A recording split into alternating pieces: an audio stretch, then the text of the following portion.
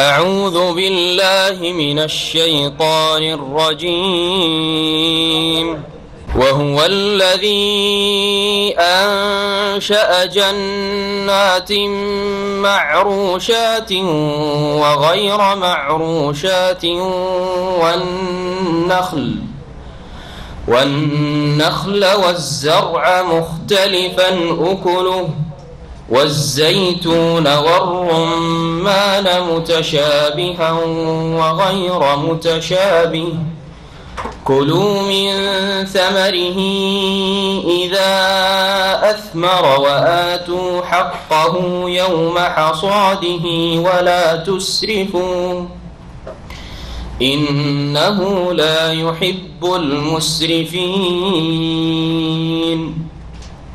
ومن الأنعام حمولة وفرشا كلوا مما رزقكم الله ولا تتبعوا خطوات الشيطان إنه لكم عدو مبين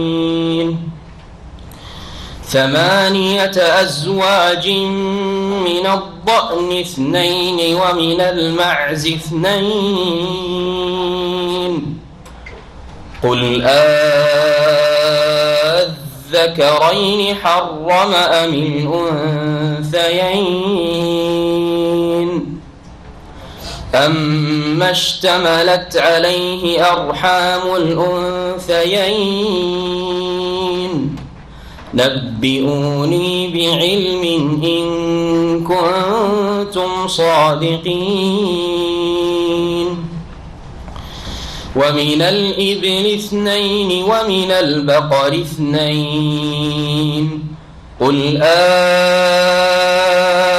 أذكرين حرم أم الأنثيين أما اشتملت عليه أرحام الأنثيين أم كنتم شهداء إذ وصاكم الله بهذا فمن أظلم ممن افترى على الله كذبا ليضل الناس بغير علم إن الله لا يهدي القوم الظالمين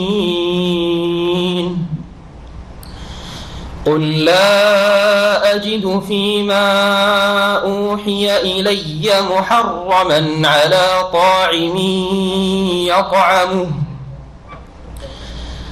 قل لا أجد فيما أوحي إلي محرما على طاعم يطعمه إلا أن يكون ميتة أو دما مسفوحا أو لحم خنزير فإنه رجس أو فسقا أهل لغير الله به فمن اضطر غير باغ ولا عاد فإن ربك غفور رحيم الله وبركاته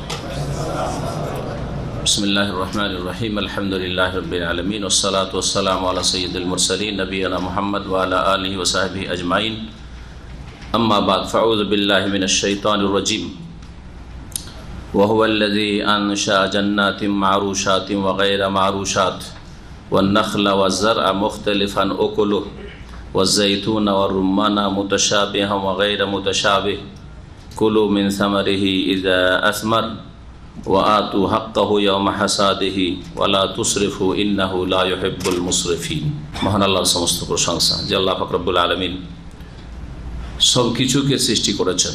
তিনি যা সৃষ্টি করেছেন তাতে বিভিন্ন রূপ দান করেছেন। আল্লাহ পাক রব্বুল আলামিনের সৃষ্টি এত সুন্দর যা বর্ণনা করে শেষ করা মানুষের জন্য অসম্ভব। সালাত এবং সালাম নাজিল হোক মুহাম্মদ রাসূলুল্লাহ সাল্লাল্লাহু আলাইহি সাল্লামের উপর, যিনি কোরআনে কারীম মানব জাতির উদ্দেশ্যে মানব জাতির কাছে সুন্দরভাবে পৌঁছে দিয়েছেন আল্লাহর তরফ থেকে। আমাদের তাফসির হবে সূরা আনআমের আয়াত নম্বর 141 থেকে। মহান আল্লাহ এই আয়াতে গাছপালা যে বিভিন্ন রকমের সৃষ্টি করেছেন এই বিষয়টি উল্লেখ করেছেন, আর বিভিন্ন বৃক্ষ, লতা পাতা, ক্ষেত খামার এই বিষয়গুলি, আর বিভিন্ন ফলমূল, আর সেগুলি বিভিন্ন ধরনের স্বাদের, রঙের। আর তারপরে মহান আল্লাহ ইরশাদ করেছেন যে যে সব তোমাদের খাদ্যশস্য রয়েছে অথবা তোমাদের ফলমূল রয়েছে যেগুলি দীর্ঘ সময় রাখা যায়, শুকিয়ে রাখা যায়, এই ধরনের ফলমূল, এগুলিতে জাকাতের হক রয়েছে। আর জাকাত ছাড়াও যেসব ফলমূলে হয়তো জাকাত নেই সেগুলি তো আশেপাশের যারা দরিদ্র, গরিব, অভাবী, যাদের বাড়িতে হয়তো ওই সব ফলের গাছ নেই অথবা খাদ্যের অভাব রয়েছে, কিন্তু তারা জাকাত নেই না হয়তো, বা জাকাতের হকদার নয়, ওদেরকে দেবে, ওদেরও হক রয়েছে। এবং আল্লাহ পাক রব্বুল আলামিন যা হালাল করেছেন খাদ্য দ্রব্য থেকে, ফলমূল থেকে, বা যে কিছুই আল্লাহ হালাল করেছেন সেগুলি খেতে নির্দেশ দান করেছেন। আর এই ক্ষেত্রে যেন তোমরা সীমা লঙ্ঘন না করো, অপচয় না করো, অপচয় থেকে নিষেধ করেছেন। মহান আল্লাহ ইরশাদ করেছেন ওয়াহুয়াল্লাযী আনশা জান্নাতিম মারুশাত। আল্লাহ সেই সত্তা, আল্লাহ তো তিনি যিনি সৃষ্টি করেছেন। আনশা মানে হচ্ছে সৃষ্টি করা, যেমন খালাকা মানে সৃষ্টি করা। জান্নাতিন এমন বাগান সমূহ, জান্নাতুনের বহু বচন হচ্ছে জান্নাত, এমন বাগান সমূহ সৃষ্টি করেছেন মারুশাত, যেগুলি হচ্ছে মাচানকৃত। আমি শাব্দিক অর্থ করছি, অনেকগুলি বাংলা অনুবাদে শাব্দিক অর্থ করেনি, যার ফলে জনসাধারণ আসল শব্দের সাথে পরিচিতি লাভ করতে পারবে না। আপনি বাংলা তরজমা দেখেন মারুশাত মানে লতা বিশিষ্ট, হ্যাঁ, আর গায়রা মারুশাত মানে এমন গাছ যেগুলি লতা বিশিষ্ট নয়, এটা শাব্দিক অর্থ নয়।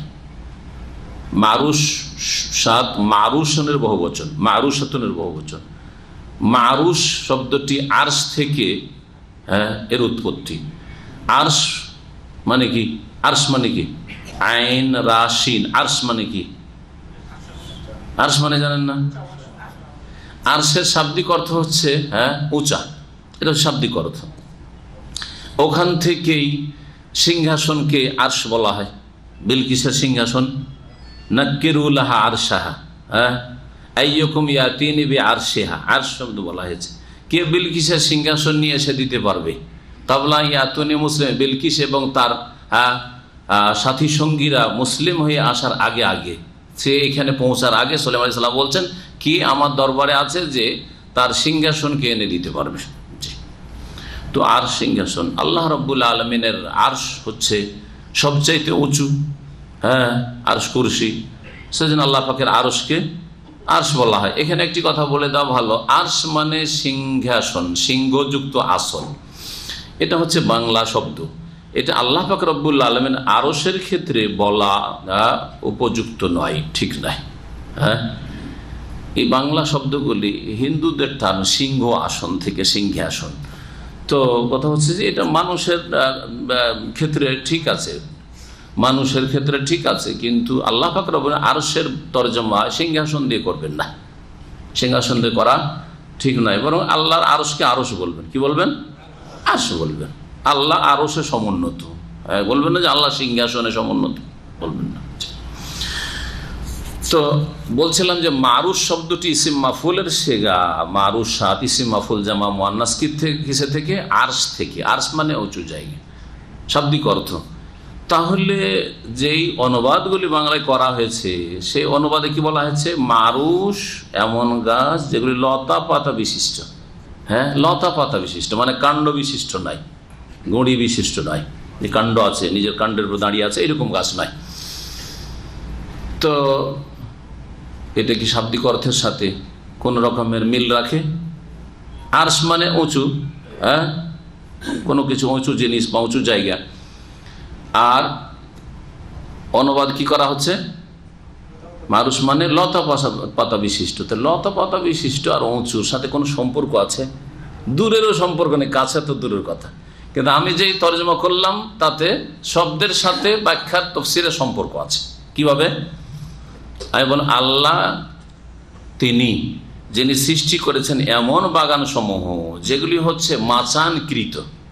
মাচান উঁচা থাকে আর নিচে উঁচাতে থাকে। মাচান মানে জমি থেকে উঁচাতে থাকে, তাহলে মাচানকৃত, মাচান উঁচা আছে, তো উঁচার সাথে মাচানের সম্পর্ক আছে। এই উঁচা শব্দ থেকে আরশ থেকে নিয়ে মারুশ আরবরা বলে মাচানকে। লতা পাতা বিশিষ্ট গাছের মাচানকে কি বলা হয়? মারুশ বলা হয়। আর এগুলি অনেকগুলি মাচান, মারুসাত, বহু বচন হচ্ছে মারুসাত। তো মাচান কিসের জন্য তৈরি করতে হয়? লতা পাতা বিশিষ্ট গাছের জন্য তৈরি করতে হয়, তাই না? মাচানের উপর কি থাকে, কি চড়ানো হয়? লতা পাতা বিশিষ্ট গাছগুলিকে চড়ানো হয়, তাই না? জি হ্যাঁ। এইখান থেকে তখন মারুসাতের ভাব অর্থ নিয়ে, শাব্দিক অর্থ না নিয়ে অনুবাদ কারকরা কি লিখেছে? আল্লাহ সৃষ্টি করেছেন কি এমন বাগান যেগুলি হচ্ছে লতা পাতা বিশিষ্ট। এবার বুঝলেন? কিন্তু শাব্দিক অর্থ করে দেওয়ার পরে মাচানকৃত, এমন বাগান যেগুলি মাচানকৃত, মানে এমন গাছ যেগুলি মাচানের উপর চড়ানো হয়েছে। এইরকমও আল্লাহ বাগান সৃষ্টি করেছেন। আবার ওয়াগাইরু মারুসাত, এমনও বাগান আল্লাহ সৃষ্টি করেছেন যেগুলি মাচানকৃত নাই, মানে যেগুলির জন্য মানুষরা, যেই সব বাগানের জন্য, যেসব গাছপালার জন্য মাচান করে না, লোকেরা মাচান করে না। কোনগুলি গাছের জন্য মাচান করে না? যেগুলি কাণ্ড বিশিষ্ট, বৃক্ষ বিশিষ্ট গাছ, এগুলোর জন্য। শুধু তাই, লতা বিশিষ্ট অনেক গাছপালা আছে যেগুলোর জন্য মাচান করেন না। মাটিতে লতা ছড়িয়ে গিয়ে কি হয়?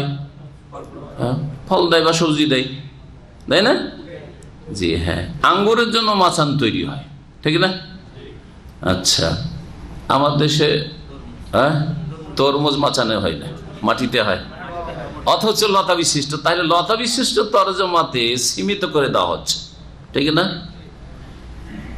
এই জন্য যারা লতা বিশিষ্ট তর্জমা করেছে, তো মারুসাত যেগুলি লতা বিশিষ্ট সবগুলি সামিল করে দিয়েছে। গায়রা মারুস যেগুলি লতা বিশিষ্ট নয়, তর্জমা সূক্ষ্ম নয়। তাহলে কিন্তু যখন বললো মাচানকৃত কিছু গাছপালা আছে আর কিছু মাচানকৃত নয়, যেগুলি লতা পাতা বিশিষ্ট সেটাও দুই ভাগে বিভক্ত। কিছু লতা পাতা বিশিষ্ট গাছের জন্য মাচান করা হয়, কিছু আবার লতা পাতা বিশিষ্ট গাছ আছে, শাকসবজি আছে যেগুলি মাটিতে হয়ে যায় বা ফলমূল আছে, জি হয়ে যায়। তো গায়রা মারুসাতের মধ্যে দুই রকমের গাছ সামিল হবে। এমন লতা পাতা বিশিষ্ট গাছ যেগুলির মাচান করাই লাগে না, মানে কাণ্ড বিশিষ্ট গাছ, আম গাছ, লিচুর গাছ, খেজুর গাছ, তাল গাছ, যত গাছ কাণ্ডওয়ালা আছে, বডিওয়ালা আছে। আর এমনও লতা পাতা বিশিষ্ট গাছ যেগুলির জন্য লোকেরা মাচান করে না, সেই গাছগুলিকে সামিল। এক কথায় সমস্ত রকমের বাগান দুই ভাগে বিভক্ত হয়। মাচান করে মাচানের উপর চড়ানো হয়, অথবা মাচানের উপর চড়ানো হয় না। সবগুলি কে সৃষ্টি করেছেন? একমাত্র আল্লাহ। না কিছু গসকুতুরা করেছে? তো গসকুতার কিছুই করলো না, আবার সিজদা চলছে কেন? তওয়াফ চলছে কেন? খাসি মোরগ জবাই করা চলছে, ওরস চলছে কেন? কত বড় নিমক হারাম। এই জন্য মুশরিক যারা, বহুত সবচেয়ে বড় নিমক হারাম। খাওয়াই আল্লাহ, গাছপালা উদ্গত করে আল্লাহ, সবকিছু দেয় আল্লাহ, হায়াত মত সবকিছুই আল্লাহ দান করেছেন, সবকিছুর মালিক আল্লাহ। আর সিজদাকে ভাগ করে, দোয়াকে ভাগ করে, ইবাদতবন্দিকে ভাগ করে, আল্লাহকে কিছু দেয়, কিছু গায়রুল্লাহ, গস কুতুবকে দেয়, দেবদেবীকেও দেয়। জি, নিমক হারাম সবচেয়ে বড় মুশরিক। ওয়ান নাখলা, এবং খেজুর গাছ সৃষ্টি করেছেন। ওয়াজ্জারআ মুখতালিফান উকুলুহু, আর খাদ্য শস্য আল্লাহ। যারা এজরাও মানে ক্ষেত করা, যারা এজরাও মানে খেতে চাষাবাদ করা, এই জন্য চাষিকে জারেও বলা হয়। হারে জারে এগুলো হচ্ছে যে আনতুম তাজরাউনাহু আম নাহনু জারিউন, তোমরা কি চাষাবাদ করো না আমি আল্লাহ তোমাদের চাষাবাদের খাদ্যশস্যের ব্যবস্থা করি। আল্লাহ যদি পানি না দিতেন জমিনে, অথবা উপর থেকে পানির ব্যবস্থা না হইতো, বৃষ্টি হইতো, তাহলে তোমাদের ক্ষমতা ছিল যে বীজ থেকে গাছ উদ্গত করো? ক্ষমতা ছিল না। তোমরা করতে পারো? কেউ করতে পারে? কেউ করতে পারেন না। সবকিছু করেন আল্লাহ। আর ইবাদত আল্লাহর করবেন না? তাওহীদে রুবুবিয়্যাত, আল্লাহর কাজ যে আল্লাহ যখন এক, তখন আল্লাহর ইবাদতেও আল্লাহকে এক মানতে হবে, জানতে হবে, প্রতিষ্ঠা করতে হবে। তৌহিদে রুবুবিয়ত হচ্ছে তৌহিদে উলুহিয়াতের দলিল, প্রমাণ। এই কথা সবসময় মনে রাখবেন এবং এর ব্যাখ্যা মনে রাখবেন। যখন করেন সবকিছু আল্লাহ, তখন আপনার ইবাদত বন্দেগী আপনি করবেন একমাত্র আল্লাহর জন্য। খাদ্যশস্য মুখতালিফান ওকুলুহু, যেগুলির স্বাদ হচ্ছে বিভিন্ন রকমের, এক রকমের স্বাদ না, কত রকমের যে স্বাদ।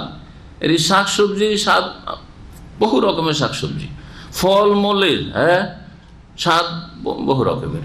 তারপরে একই নামের ফল আবার বিভিন্ন স্বাদ। ধরেন আমকেই ধরেন, কত রকমের স্বাদের আম আছে, আছে না নেই?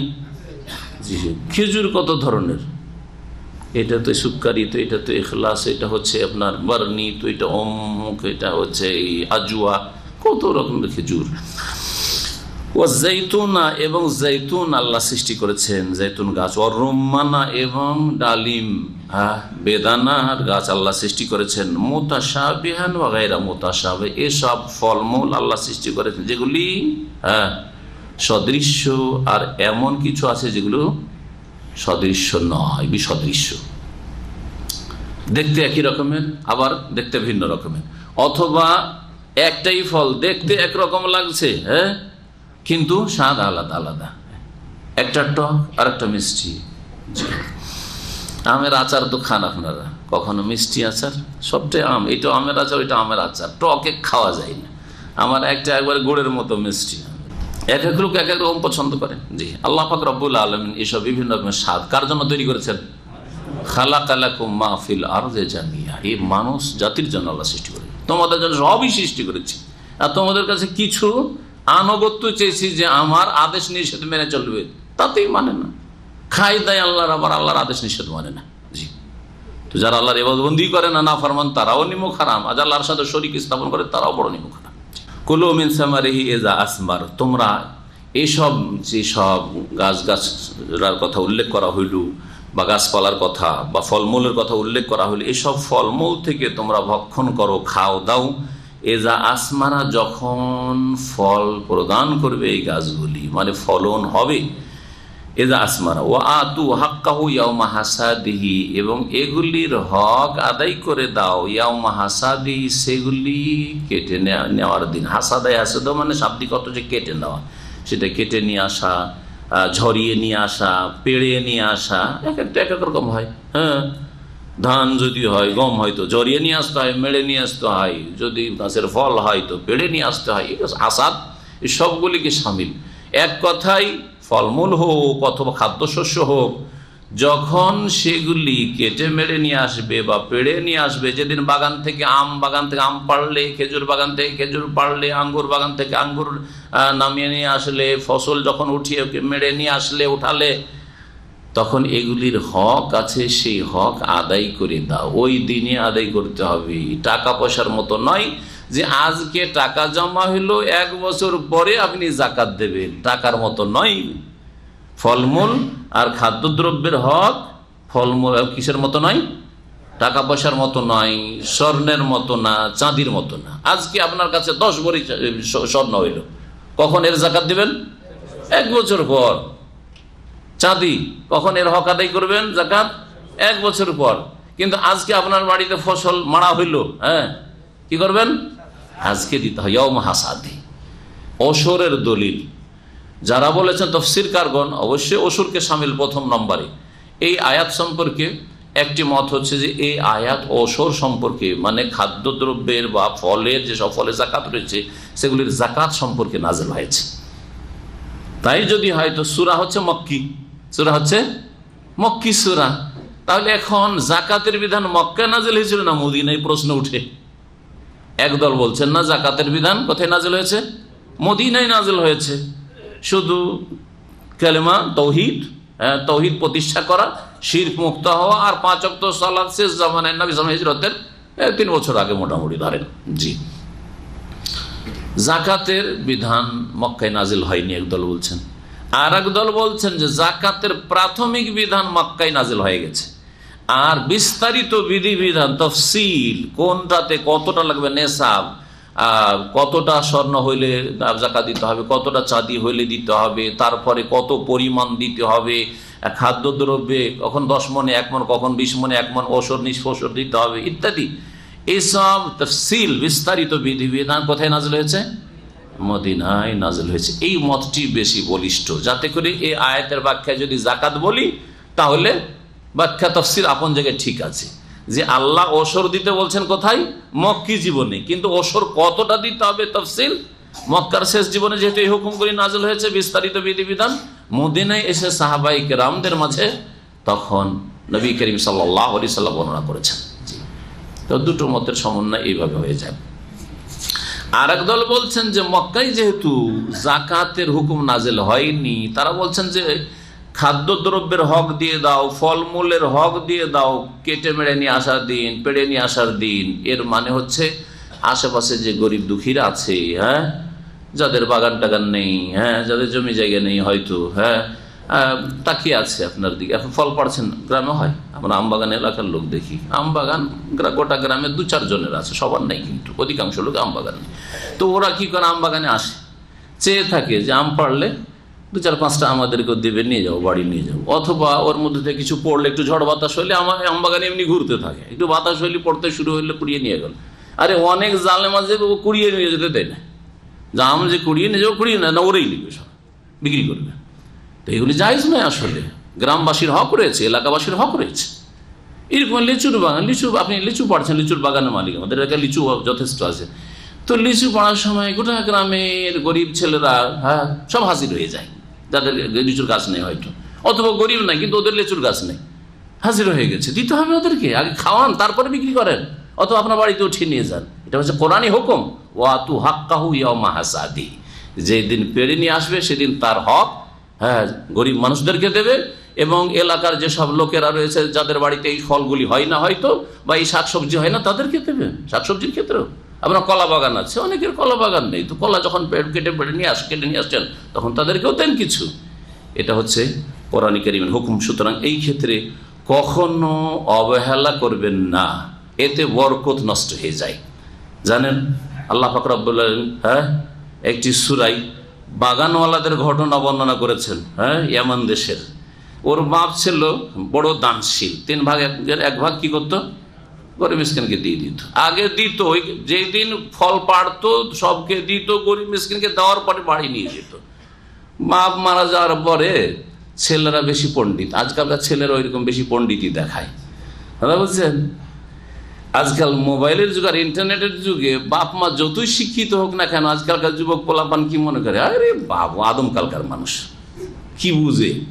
আপনি কি বুঝেন? ও নিজেই বেশি বুঝে। বুঝা গেছে? মা পরামর্শ দিচ্ছে যে বাবা এইরকম রাতে ঘুরতে নেই, আরে বাবা এইরকম যখন তখন এত বাইরের বেশি সময় থাকতে নেই। এতে যে ওর সার্বিক কল্যাণ চাই বাপ মা, আপনি কি বুঝেন? আপনাদের মতো যুগ নাকি এখন? আপনার বাপ আপনাকে বেঁধে রেখেছে, আমাদেরকে বেঁধে রাখবেন নাকি? আশ্চর্য কথা। এইসব কথা যখন বাপ হবে না, ছেলে মেয়েরা বড় হবে, তখন শুনতে হয় ছেলে মেয়েদের কাছে। কারণ আজকালকার ছেলে মেয়েরা বেশি সিয়ানা হয়ে গেছে, বেশি বুঝে খুব বাপ মার চেয়ে। বোকা মনে করে বাপ মাকে, শিক্ষিত বাপ মাকে বোকা মনে করে, যে বুঝেই না এরা কিছু হয়তো। অথচ ওর আসল হিতাকাঙ্ক্ষী যে এদের ছেলে মেয়েদের কল্যাণ চায় বিভিন্ন দিকে থেকে, যে কি জানি কোন ছেলের সাথে মিশবে, খারাপ হবে। আজকাল ফিতনা আর ফিতনা। ধার্মিক কিছু ছেলে এমন আছে, জঙ্গি আছে হয়তো, ওদের সাথে মিশে যেতে পারে, এক ফিতনা, ওইদিকে এক ফিতনা। আর বিধর্মী ছেলের তো অভাব নেই, বেদিন মেয়েদের তো অভাব নেই। হ্যাঁ, ব্যভিচার রাস্তা খোলা, ফিতনার রাস্তা খোলা। হ্যাঁ, বাড়িতে বাড়িতে টিভি আর নোংরা ছবি। বাড়িতে টিভি না থাকলে পাশের বাড়িতে চলে যায়। অনেক ভাইরা বলে যে টিভি যদি বাড়িতে না রাখি তো বাচ্চাকে রাখতেই পারছি না কন্ট্রোলে। আরও সমস্যা, তো নিজের বাড়িতে দেখলো, চোখের সামনেই দেখলো। এটা আবার টিভি বাড়িতে রাখার একটা অজুহাত আজকাল অধিকাংশ, হ্যাঁ, যারা একটু ভালো মানুষ তাদের, যে কি করব, হ্যাঁ, বাড়িতে ছেলে মেয়েকে সামলে রাখতে পারি না, পরের বাড়ি দেখাচ্ছে, নিজের বাড়িতে দেখা ভালো। এই করতে করতে নিজেও দেখে, আর ও স্বামী স্ত্রী দুজনে দেখে, ছেলে মেয়েকে নিয়ে বসেও দেখে, ভালোও দেখে খারাপও দেখে। দেখতে দেখতে কয়েকদিন ছিছি করে, আস্তাগফিরুল্লাহ পড়ে, তারপরে সব সাধারণ হয়ে যায়, দেখতে ভালো লাগে। ঠিক কিনা?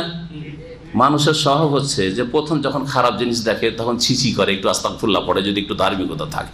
ডেলি মহিলার ছবি, মহিলার খবর শোনেন, প্রথম দিকে আস্তাগফিরুল্লাহ পড়ে, এইটা কথা হইলো, মাথা খুলে আসছে, ফেসবুক যারা দেখেন তাদের চরিত্র ঠিক ওই রকমই, দু চার দিচ্ছি আস্তাগফিরুল্লাহ আস্তাগফিরুল্লাহ আস্তাগফিরুল্লাহ, আর তারপরে দেখতে দেখতে ও আস্তাগফিরুল্লাহ শেষ তা।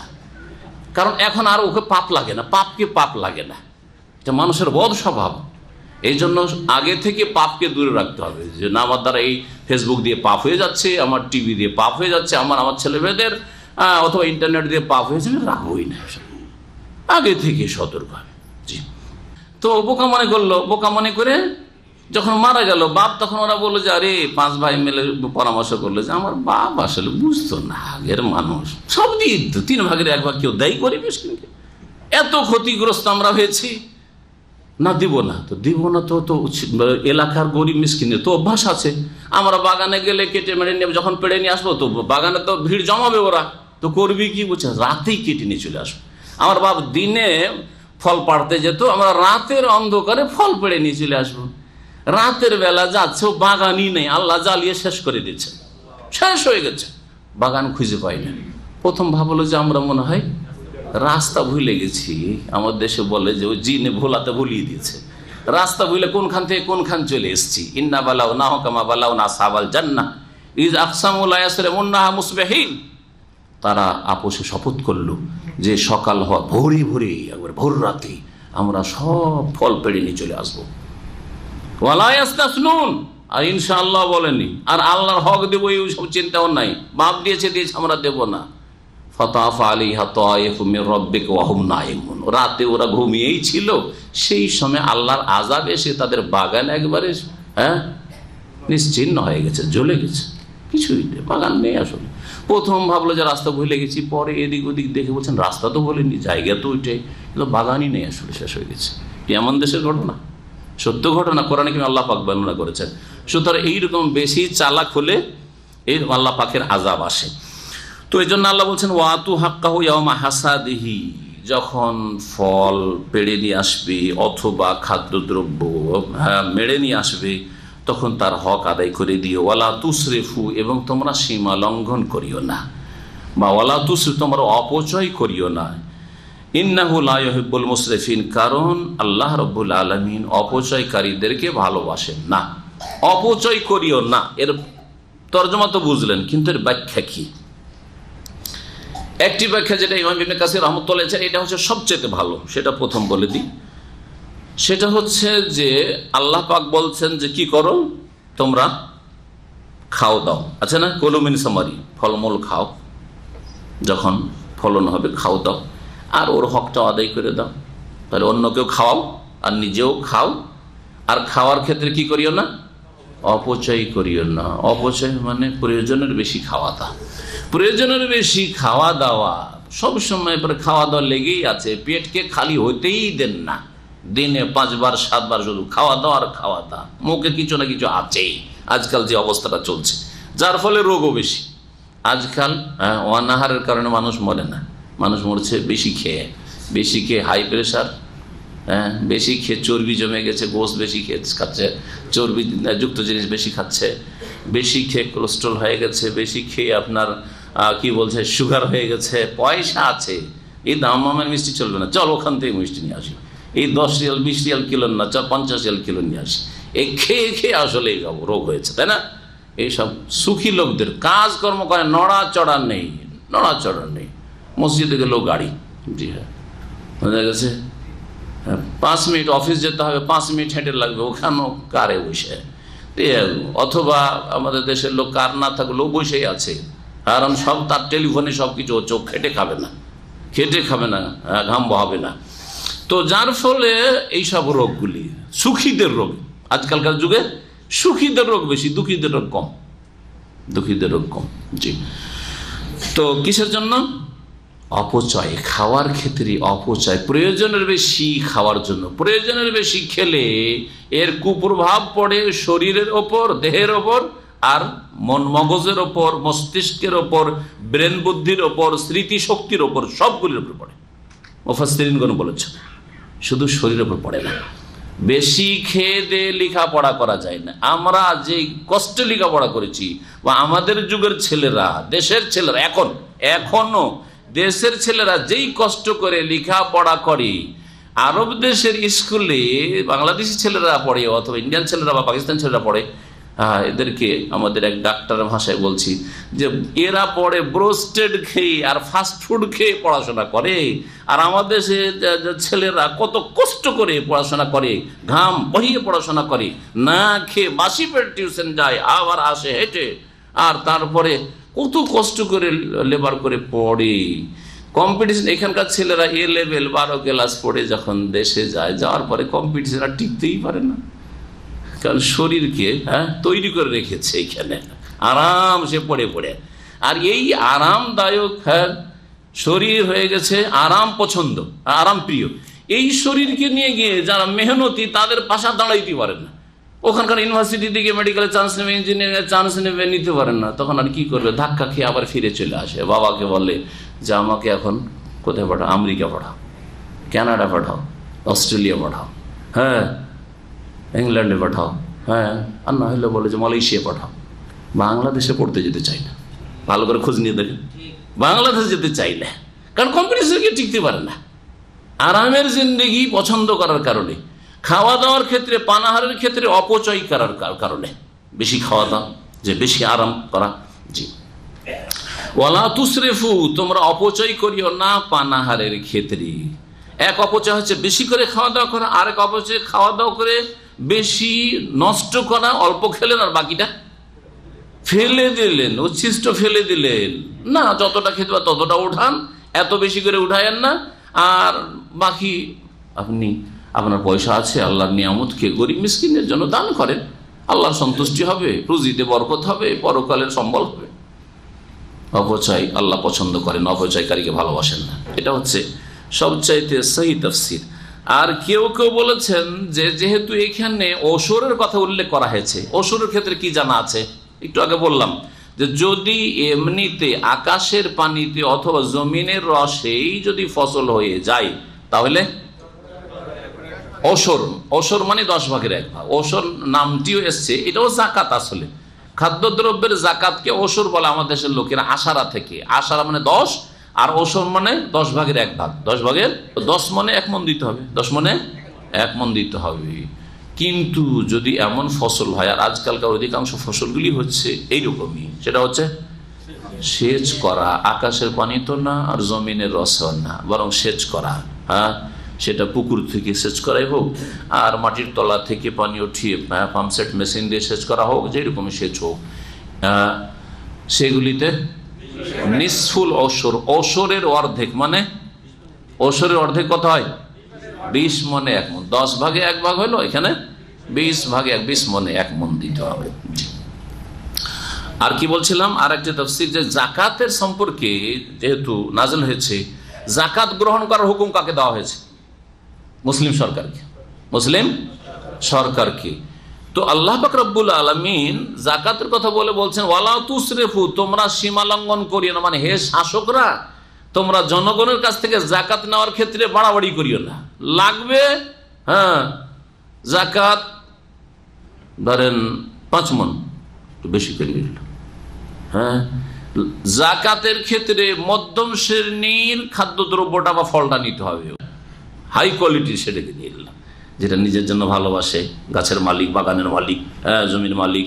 না, ধান কত রকমের আছে, মোটা ধানও আছে, আবার এমন এমন দামি চাউল আছে, ওই দামি চাউল বাসমতি ছাড়া সরকার নেবে না। আর আপনার হয়তো বাসমতি মাত্র 10 মণ হয়েছে, 5 মণ হয়েছে, ওইটাই দিবে সরকার।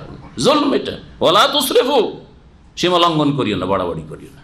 জি, নবী কারীম নিষেধ করেছেন ওয়াত্তাকে দাওয়াতাল মাজলুম, মাজলুমের দোয়া থেকে বাঁচো, জাকাত আদায় করতে গিয়ে জুলম অত্যাচার করবেন না, কারণ প্রশাসন হাতে আছে, ক্ষমতা আছে, সুতরাং যা ইচ্ছা তাই করে নেব। এটা করলে কিয়ামতে আসামি হয়ে দাঁড়াইতে হবে, জনগণ বাদী হবে আল্লাহর সামনে, আর দেশের শাসক, দেশের মালিকরা সেদিন আসামি হয়ে যাবে আল্লাহর সামনে। জি, এই হচ্ছে আল্লাহ পাক রব্বুল সুবিচার। ওমিনাল আনআমি হামুলাতান ওয়া ফারশা, আল্লাহ পাক রব্বুল আলামিন বলছেন যে আরো আল্লাহ সৃষ্টি করেছেন, ওয়া আনশা মিনাল আনআমি, এরকম আছে। ওই যে আল্লাহ বলছেন আনশা জান্নাত, আল্লাহ সৃষ্টি করেছেন বাগান সমূহ, এখানেও উজ্জ্ব আছে আল্লাহ আরো সৃষ্টি করেছেন কি, মিনাল আনআমে, গবাদি পশু, ওর মধ্য থেকে 2 রকমের, হামুলাতান ওয়া ফারশা। হামুলাতান মানে বোঝা বহনকারী, ভারবাহী গৃহপালিত পশু আল্লাহ সৃষ্টি করেছেন। যেমন যেমন উট, উট গৃহপালিত, যেগুলি গোস্ত খাওয়া যায়। হ্যাঁ, মহিষ, মহিষ যেমন ঠিক আছে, ভার উঠাতে পারবে, কিন্তু বিশেষ করে আরবদের কাছে বোঝা বহনের জন্য উট ছিল। তারপরে যেগুলি খাওয়া দাওয়া করা যায়, যেগুলি গোস্ত খাওয়া হালাল, যেগুলি গোস্ত খাওয়া হালাল নেই, ওগুলোকে যদি এর মধ্যে সামিল করা যায় তাহলে গাধাও আছে ভারবাহী। তাহলে হামুলাতান, হামালা হামল মানে বহন করা, হামালে আমল মানে কোনো জিনিস বহন করা বা উঠিয়ে দেওয়া, কোনো পিঠে উঠিয়ে দেওয়া। তো হামুলাতান মানে এমন গবাদি পশু যেগুলি ভারবাহী বা বোঝা বহনকারী, এইরকম আল্লাহ সৃষ্টি করেছেন গবাদি পশু। ওয়া ফারসান, আর ক্ষুদ্র আকারের, ফারসানের শাব্দিক অর্থ করেন ক্ষুদ্র আকারের, মানে ফারসান বলতে তার তাফসীর হচ্ছে এমন পশু ক্ষুদ্র আকারে যেগুলি বোঝা বহন করতে সক্ষম নয়। যেসব গবাদি পশু বোঝা বহন করতে পারবে না, কিন্তু সেগুলি কাজে লাগবে। এক তো গোস্ত, তার গোস্ত খাওয়া আল্লাহ হালাল করেছেন, যেমন ছাগল, মেষ, দুম্বা, জি, এগুলিকে ফারসান বলা হয়েছে। অথবা আর একটা উপকারিতা আছে, সেটা হচ্ছে তার লোমগুলি থেকে কি রয়েছে, তাতে আচ্ছাদনের ব্যবস্থা রয়েছে, পোশাক তৈরি, উনের পোশাক তৈরি হয়। মেষ, যে ভেড়া, ভেড়ির লোম থেকে কি তৈরি হয়, সুফ, এটাকে সুফ বলা হয়, সুফ, উনের পোশাক তৈরি হয়। তো ফারসানে এই দুটো দিক সামিল, গোস্ত খাওয়ার জন্য সেই পশুগুলি আল্লাহ সৃষ্টি করেছেন, অথবা সেগুলি থেকে পোশাক পরিচ্ছদ তৈরি করার জন্য আল্লাহ সৃষ্টি করেছেন। কুলু মিম্মা রাযাকাকুমুল্লাহ, আল্লাহ তোমাদেরকে যেসব উপজীবিকা দান করে সেগুলি থেকে তোমরা ভক্ষণ করো। ওয়ালা তাত্তাবিউ খুতুওয়াতিশ শাইতান, আর শয়তানের পদাঙ্ক অনুসরণ করিও না। খুতুওয়াতুনের বহু বচন হচ্ছে খুতুওয়াত, পায়ের যে ধাপ পড়ে যে জায়গাটিতে, এটাকে খুতুয়া বলা হয়। একটা ধাপ, ধাপ মানে খুতুয়া, খুতুয়া ধাপ, ধাপে ধাপে। শয়তানের পদাঙ্ক অনুসরণ করিও না। আল্লাহ যা রিজিক তোমাদেরকে দান করেছেন এবং হালাল করেছে সেগুলি তোমরা খাও, আর কি করিও না, শয়তানের পদাঙ্ক অনুসরণ করিও না। অর্থাৎ আল্লাহ হালাল করেছেন, সেই হালালগুলিকে নিজের খেয়াল খুশি মন গড়া, এটা হারাম, ওইটা হারাম, এটা খাওয়া যাবে না, ওইটা খাওয়া যাবে না, এইরকম করিও না। এটা হচ্ছে শয়তানের পদাঙ্ক অনুসরণ করা, এটা হচ্ছে শয়তানের পদাঙ্ক। আল্লাহর হালালকৃত বস্তুকে হারাম ঘোষণা করা হচ্ছে শয়তানের পদাঙ্ক অনুসরণ করা। এই কথা কেন আল্লাহ বললেন? এর আগে উল্লেখ করা হয়েছে বেশ কিছু আরব মুশরিকদের বিদাতি ধারণার কথা। আর সূরা মায়েদার 103 নম্বর আয়াতেও উল্লেখ করা হয়েছে বেশ কিছু জীবজন্তুর কথা, যেগুলিকে তারা নিজেদের উপর হারাম করে নিয়েছিল। মা জাআলাল্লাহু মিন বাহিরাতিন ওয়ালা সাইবাতিন ওয়ালা ওয়াসিলাতিন ওয়ালা হাম, বাহিরা, সাইবা, হাম, ওয়াসিলা, এইরকম বিভিন্ন জীবজন্তু এক একটা সংজ্ঞা আছে। যখন সূরা মায়েদার তাফসীর আসবে তখন বিস্তারিত বলবো। কিন্তু এগুলি সাধারণত দেবদেবীর নামে, পুতুল প্রতিমার নামে তার উৎসর্গ করে ছেড়ে দিত। সাইবা, ষাঁড় ছেড়ে দেওয়াকে বলা হয়, যেমন হিন্দুরা আজকাল ষাঁড় ছাড়ে। এইরকমই যারা কবর পূজারী মুসলিম, জাতিতে মুসলিম কিন্তু তারা মাজারপন্থী, তারা বড় বড় গস কুতুবের নামে, এটা খাজা বাবার খাসি, খাজাবের নামে ছাড়া আছে। এটা হচ্ছে বড় পীর সাহেবের খাসি, বড় পীর সাহেবের নামে এটা ছাড়া আছে, বা এইটা গরু বাছুর ছাড়া আছে অমুক পীরের নামে। জি হ্যাঁ, তো এগুলিকে তারা নিজের উপর কি করে, হারাম করে না, যে এটা খাওয়া যাবে না, এটা কোনো মানুষ খেতে পারবে না, এটা এইরকমই চড়তে থাকবে, যেখানে যাবে চড়বে, চড়তে দিতে হবে, তারপরে মরে যাবে, এটা নিজেরা খেতে পারবে না। তো এইরকম বহু বিদাত। আর তারপরে গত সপ্তাহের তফসিরগুলিতে যেগুলি এসছে যে এটা খাওয়া যাবে না, এটা খাওয়া যাবে না, সেগুলি তাদের বিদাত ছিল। এগুলি হচ্ছে শয়তানের পদঙ্ক অনুসরণ করা। আল্লাহ হালাল করেছেন, তোমরা সেগুলিকে নিজের পক্ষ থেকে হারাম করবে না। এই জন্য গত সপ্তাহে বলেছিলাম যে যেমন হারাম জিনিস খাওয়া অপরাধ, তেমনি হালাল জিনিসকে হারাম মনে করা। হালাল জিনিস খেতে হবে জরুরি নয়, কিন্তু হালাল জিনিসকে হারাম বলা, জেনে শুনে জানছেন যে আল্লাহ হালাল করে, তারপরে যদি বলেন যে হারাম, তাহলে এটা হচ্ছে ওই রকমই অপরাধ। এই জন্য নবী করিম সাল্লাল্লাহু আলাইহি ওয়াসাল্লাম নিজের উপর হারাম করে নিয়েছিলেন একবার মধুকে করেছেন না করেননি? যখন কোনো স্ত্রী বললেন যে আকালতা মাগাফির, মনে হয় আপনি মাগাফির খেয়েছেন। মাগাফির এক ধরনের গন্ধযুক্ত গাছ, তো অতি গন্ধ আসে ওটা খেলে, মনে হয় আপনি মাগাফির খেয়েছেন। না না না, আমি মাগাফির তো খাইনি, তবে আমি মধু খেয়েছি। তো হতে পারে যে ওই মৌমাছি মাগাফিরের ফুলে বসছে, তার ফুল চুষে এসে ওখান থেকে মধু হয়েছে, যার ফলে এই গন্ধটা এসেছে। তো আমি মধুই আর খাবো না। মধুকে রাসূলুল্লাহ সাল্লাল্লাহু আলাইহি ওয়াসাল্লাম হারাম করে নিয়েছিলেন। তখন আল্লাহ সূরা তাহরিম নাযিল করে, ইয়া আইয়ুহান নাবিয়্যু লিমা তুহাররিমু মা আহাল্লাল্লাহু লাকা তাবতাগি মারদাত আজওয়াজিক, তুমি এমন কিছুকে হারাম কেন করে দিলে নিজের উপর? মধু হারা এত সুন্দর জিনিসকে হারাম করে দিলে। মা আহাল্লাল্লাহু লাকা, যেটা আল্লাহ আপনার জন্য বা তোমার জন্য হালাল করেছেন, তাবতাগি মারদাত আজওয়াজিক, তোমার স্ত্রীকে সন্তুষ্ট করার জন্য? না, কখনো না। দাড়ি রাখা যাবে না কেন? স্ত্রী পারমিশন দেয় না, তো এই আয়াতের আওতাভুক্ত না? তাবতাগি মারদাত আজওয়াজিক, তোমার স্ত্রীকে খুশি করার জন্য দাড়ি রাখো না। বলেন না, আপনাদের ফিট হয় না, শুধু ওই নবী সাল্লাল্লাহু আলাইহি ওয়াসাল্লাম ব্যাস, নাকি? ব্যাস, জি হ্যাঁ। তো নবী কারীম সাল্লাল্লাহু আলাইহি ওয়াসাল্লাম বলেছেন, না, মানুষকে রাজি করার জন্য, মানুষকে খুশি করার জন্য হালালকে হারাম, হারামকে হালাল, এরকম করবে না। এর বিপরীতটা হয়, এমন বেদিন পরিবেশে গিয়ে পড়ে সবাই মদ খাচ্ছে, সবাই বন্ধু বান্ধব, একদিন খেয়ে নে, হ্যাঁ একদিন খেয়ে নে, লজ্জায় পড়ে গেল, লজ্জায় পড়ে খেয়ে ফেললাম। আজকাল এই দুর্বল ইমানে মুসলিমরা এরকম। অনেকে বলে সিগারেট খাইনি, কিন্তু একদিন বন্ধুদের পাল্লা এক টান দিয়েছি, তাবতাগি মারদাত আজওয়াজিক, বন্ধুকে রাজি করার জন্য। না, সিগারেট আমি জীবনে খাইনি, কিন্তু কি করবে, একদিন বন্ধুর পাল্লাতে পড়ে একদিন টান দিতে হয়েছে। জনতা খাইনি, কিন্তু একদিন ওইরকম বন্ধুর পাল্লাতে একদিন খেতে হবে তোকে। হারাম যে মানুষকে রাজি করার জন্য চক্ষু লজ্জাতে এইটা করে ফেললাম, হ্যাঁ ছোট্ট চক্ষু লজ্জাতে এই করতে হইলো আমাকে, না। এগুলো হচ্ছে শয়তানের পদাঙ্ক অনুসরণ করা। ইন্নাহু লাকুম আদুউম মুবিন, নিঃসন্দেহে শয়তান তোমাদের খোলাখুলি দুশমন, প্রকাশ্য শত্রু। সামানিয়াতা আজওয়াজ, এখানেও রয়েছে আনসা উচ্চ ও আনসা সামানিয়াতা আজওয়াজ। আল্লাহ পাক সৃষ্টি করেছেন 8 প্রকারের গৃহপালিত পশু। সামানিয়াতা আজওয়াজ, সামানিয়া মানে 8, আর আজওয়াজ মানে হচ্ছে জোড়া, যুগল। আজওয়াজ জওজনের বহুবচন, আজওয়াজ জওজন মানে হচ্ছে জোড়া। এটা হচ্ছে শাব্দিক অর্থ। যেই সব আল্লাহ পাকের সৃষ্টির জোড়া আছে, সেগুলির এক একটিকেও কি বলা হয়? জওজ বলা হয়। একটাকে বলা হয়, এক শ্রেণীকে বলা হয়, জরুরি না যে দুটোই। এই জন্য স্বামী স্ত্রীর আরবি কি? জওজ হচ্ছে স্বামী, আর জওজাতুন হচ্ছে স্ত্রী। তো জওজের শাব্দিক অর্থ তো জোড়া, তো একটাতে তো জোড়া হয় না, দুইজন মিলে জোড়া হয়, যুগল হয়, ঠিক কিনা?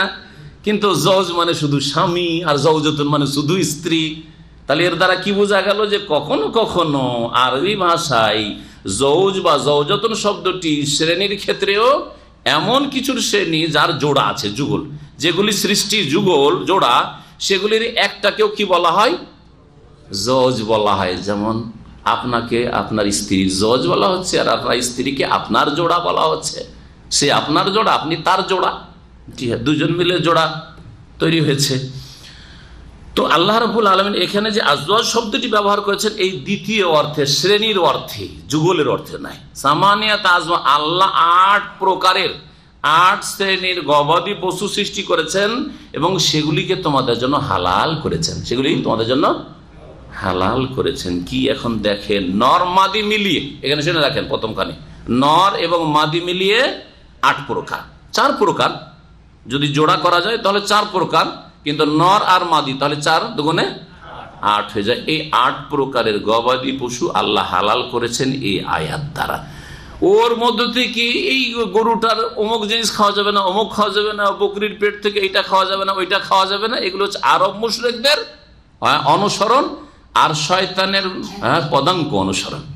জি, সুতরাং আমাদের দেশে এরকম ধারণা আছে, হ্যাঁ, যে খাসির কি খাওয়া যাবে না, কয়েকটা জিনিস, কয়টা জিনিস খাওয়া যায় না।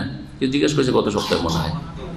আমরা যদি বেদাতে আকীদা রাখেন সে যায় না, কিন্তু আপনাদের বিভিন্ন অঞ্চলে আছে এগুলি।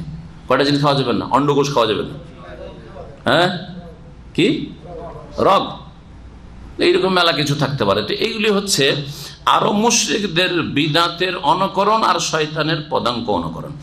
সামানেতে আজ আল্লাহ বলছেন যে আল্লাহ সৃষ্টি করেছেন 8 শ্রেণীর গবাদি পশু, মিনাদ্দানে ইসনাইনে, মেষ থেকে, মেষ ভেড়া, সহজ ভাষায় ভেড়া দেখেছেন? ভেড়া ভেড়ি দেখেছেন না দেখেননি? চড়িয়েছেন কেউ? কে ছাগল চড়িয়েছেন? মাশাআল্লাহ, আছে তাহলে কিছু আছে। আম্বিয়া রাসূলগণ ছাগল চড়িয়েছেন, সুতরাং যদি আমি বলি যে ছাগল চড়িয়েছি তখন হাসার কথা নাকি? আমিও ছাগল চড়িয়েছি, জি, বেশি না, ও তো ছাগল বলে, কিন্তু আমার বাপ চাচারা কয়েকশো ছাগল চড়িয়েছে। আমার আব্বা বলেন যে আমাদের 400-500 করে ছাগল থাকতো আর চড়াইতে যেত। সকালে চড়িয়ে এসে প্রাইমারি স্কুল, বাপ বলছে আমার দাদা আগে চড়িয়ে আয় সকালে, তারপর স্কুল যাবি। এভাবে কষ্ট করে পড়েছে তারা। আর আজকাল নাস্তা করাইতে হবে উঠিয়ে ভোরে, তারপর নাস্তা বেঁধে দিতে হবে, তারপর আবার কয়েক টাকা দিতে হবে, হ্যাঁ, তারপরে পড়াইতে হবে, মোবাইল সাথে দিতে হবে, তারপরে স্কুল পাঠাইতে হবে, জি, খেলনা কিনে দিতে হবে, এইটা ডিমান্ড পুরা করতে, ওইটা ডিমান্ড পুরা করতে হবে, না হলে পড়ে দিব না, জি, হ্যাঁ, রেখে আসতে হবে এবার স্কুলের গেটে, জি হ্যাঁ, সুবহানাল্লাহ। আল্লাহর নিয়ামতের কদর করেন আজকালকার ছেলেরা। 8 শ্রেণীর আল্লাহ গবাদি পশু সৃষ্টি করেছেন, মিনাদ্দানে, মেষ হতে 2 রকম। 2 রকম কি? নর এবং মাদি, জি। অমিনাল মাঝে, মাছ যখন বলবেন তখন শুধু ছাগল, মাছ হচ্ছে বকরা অথবা বকরি, অমিনাল মাঝে। আর ছাগল থেকে আল্লাহ ইসনাইনে, 2 শ্রেণী তৈরি করেছেন, মানে নর এবং মাদি। তাহলে কয়টা হইলো? 4টা হয়ে গেল, ভেড়া ভেড়ি আর বকরা বকরি, জি হ্যাঁ। কুল, হে নবী বলো এই মক্কার মুশরিকদেরকে, আরব মুশরিক, আযাকারাইনি হারামা আমিল উনসায়াইনি, আল্লাহ কি 2 নরকে হারাম করেছেন নাকি 2 মাদিকে হারাম করেছেন? কোনটাই হারাম করেননি। নর খাওয়াও জায়েজ আর মাদি খাওয়াও জায়েজ। আম্মাশতামালাত আলাইহি আরহামুল উনসায়াইন, নাকি ওইসবকে হারাম করেছেন যা 2 মাদির গর্ভে রয়েছে। ইস্তামালা মানে শামিল থাকা, শামিল থেকে, শামিল শব্দটি আমরা ব্যবহার করি, এইটা এতে শামিল, আমি এটা শামিল করে নিচ্ছি, এই শব্দগুলি ব্যবহার করি, ওখান থেকে ইস্তামালা, ইস্তামাল, ইস্তেমাল, ইস্তেমাল, জি। তো আমিস্তামালাত আলাইহি আরহামুল উনসাইন, আরহাম রাহিমের বহুবচন, রাহিম জরায়ু, গর্ভ। 2 মাদির গর্ভে যা রয়েছে তাকে কি আল্লাহ হারাম করেছেন? অর্থাৎ যে পেটে বাচ্চা গর্ভধারণ করে আছে, হ্যাঁ, গবাদি পশু, বকরি অথবা ভেড়ি, সেটা কি আল্লাহ হারাম করেছেন? না, হারাম করেননি।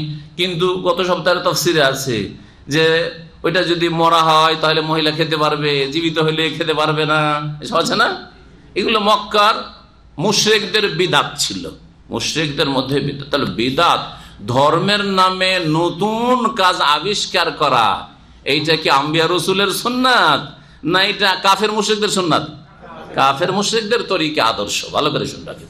সুতরাং বিদাত বর্জিত, কুল্লু বিদাতিন দালালাহ। ধর্মের না প্রত্যেক নতুন কাজ হচ্ছে ভ্রষ্টতা, গুমরাহি, আর প্রত্যেক গুমরাহির পরিণাম হচ্ছে জাহান্নাম। ভালো করে শুনে রাখেন। আল্লাহ পাক বলছেন, নব্বিউনি বিউলমিন, তোমরা আমাকে জানাও তোমাদের জ্ঞানের জানার মাধ্যমে, তোমাদের জ্ঞান দ্বারা, মানে দলিল সহ জানা, ইন কুনতুম সাদিকিন, তোমরা যদি সত্যবাদী হও যে কোনটা আল্লাহ হারাম করেছেন, নর হারাম না মাদি হারাম, না মাদির পেটে যা আছে তা হারাম, কোনটাই হারাম না, যা হালাল করেছেন হালাল গবাদি পশু। ওয়ামিনাল ইবলিস নাইনি, আর উটের মধ্যে আল্লাহ সৃষ্টি করেছেন, ও আনসা, উটের মধ্যে আল্লাহ সৃষ্টি করেছেন ইসনাইন, 2 রকম, মানে নর এবং মাদি, উট এবং স্ত্রী। ওয়ামিনাল বাকার ইসনাইনি, আর গরুর মধ্যে আল্লাহ 2 রকম সৃষ্টি করেছেন, হ্যাঁ, কি নর এবং মাদি, হ্যাঁ, জি। কুল, হে নবী বলো, আযাকারাইনি হারামা, আল্লাহ কি 2 নরকে হারাম করেছেন, আম ইলিস উনসায়াইনি, নাকি 2 মাদিকে হারাম করেছেন? না, কোনোটাই হারাম না, হ্যাঁ। উটের মাদিও হারাম নয় আর গরুর মাদিও হারাম নয়, উটের নর হারাম নয় আর গরুর নর হারাম নয়। আম্মাশতামালাত আলাইহি আরহামুল উনসায়াইন, নাকি 2 মাদির, অর্থাৎ উট, মাদি উট এবং মাদি গরুর গর্ভে যা কিছু রয়েছে তাকে আল্লাহ হারাম করেছেন? না, সেটাও হারাম করেননি। পেটে যে বাচ্চা আছে, তাহলে গরুর পেটে যদি বাচ্চা থাকে অথবা উটের পেটে বাচ্চা থাকে, সেটা হালাল না হারাম? হালাল। এখন সেটা ভূমিষ্ঠ হওয়ার পরে বা একটা গরু জবাই করলেন, পেটে বাচ্চা পাওয়া গেল, সেটা জবাই করতে হবে না হবে না, এটা ফকাহাদের ইখতিলাফ আছে, সেই ইখতিলাফের মাসলায় ঢুকছি না, কারণ আমি ফেকার ক্লাস করছি না, অত লম্বা করতে যাচ্ছি। কিন্তু সেটা হালাল, সেটা হচ্ছে হালাল। হালাল মানে খেতে হবে নাকি? কারো যদি রুচি না হয়, গরু কোরবানিতে জবাই করলেন, আমাদের দেশে এরকম হয়, কোরবানিতে গাভী জবাই করলেন, পেটে বাচ্চা, আমরা দেখেছি।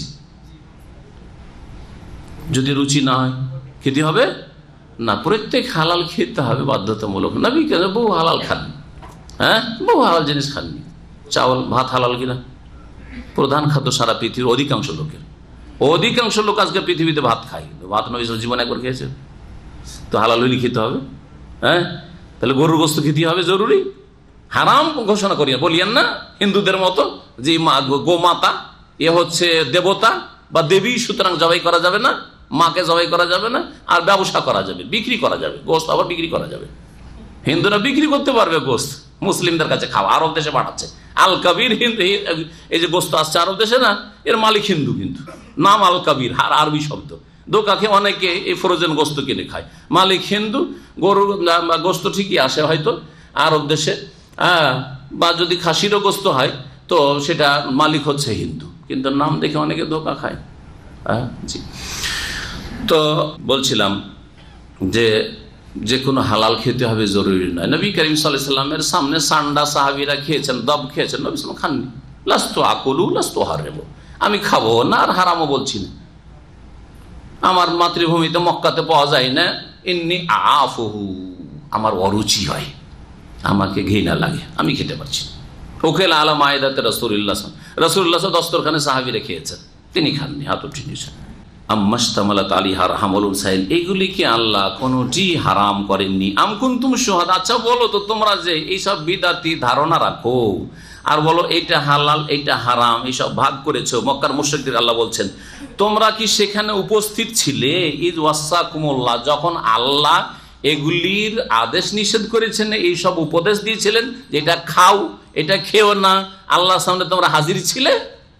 তোমরা সাক্ষী দিতে পারবে যে আল্লাহর কাছ থেকে শুনেছি যে এটা খাওয়া যাবে না, এটা খাওয়া যাবে না।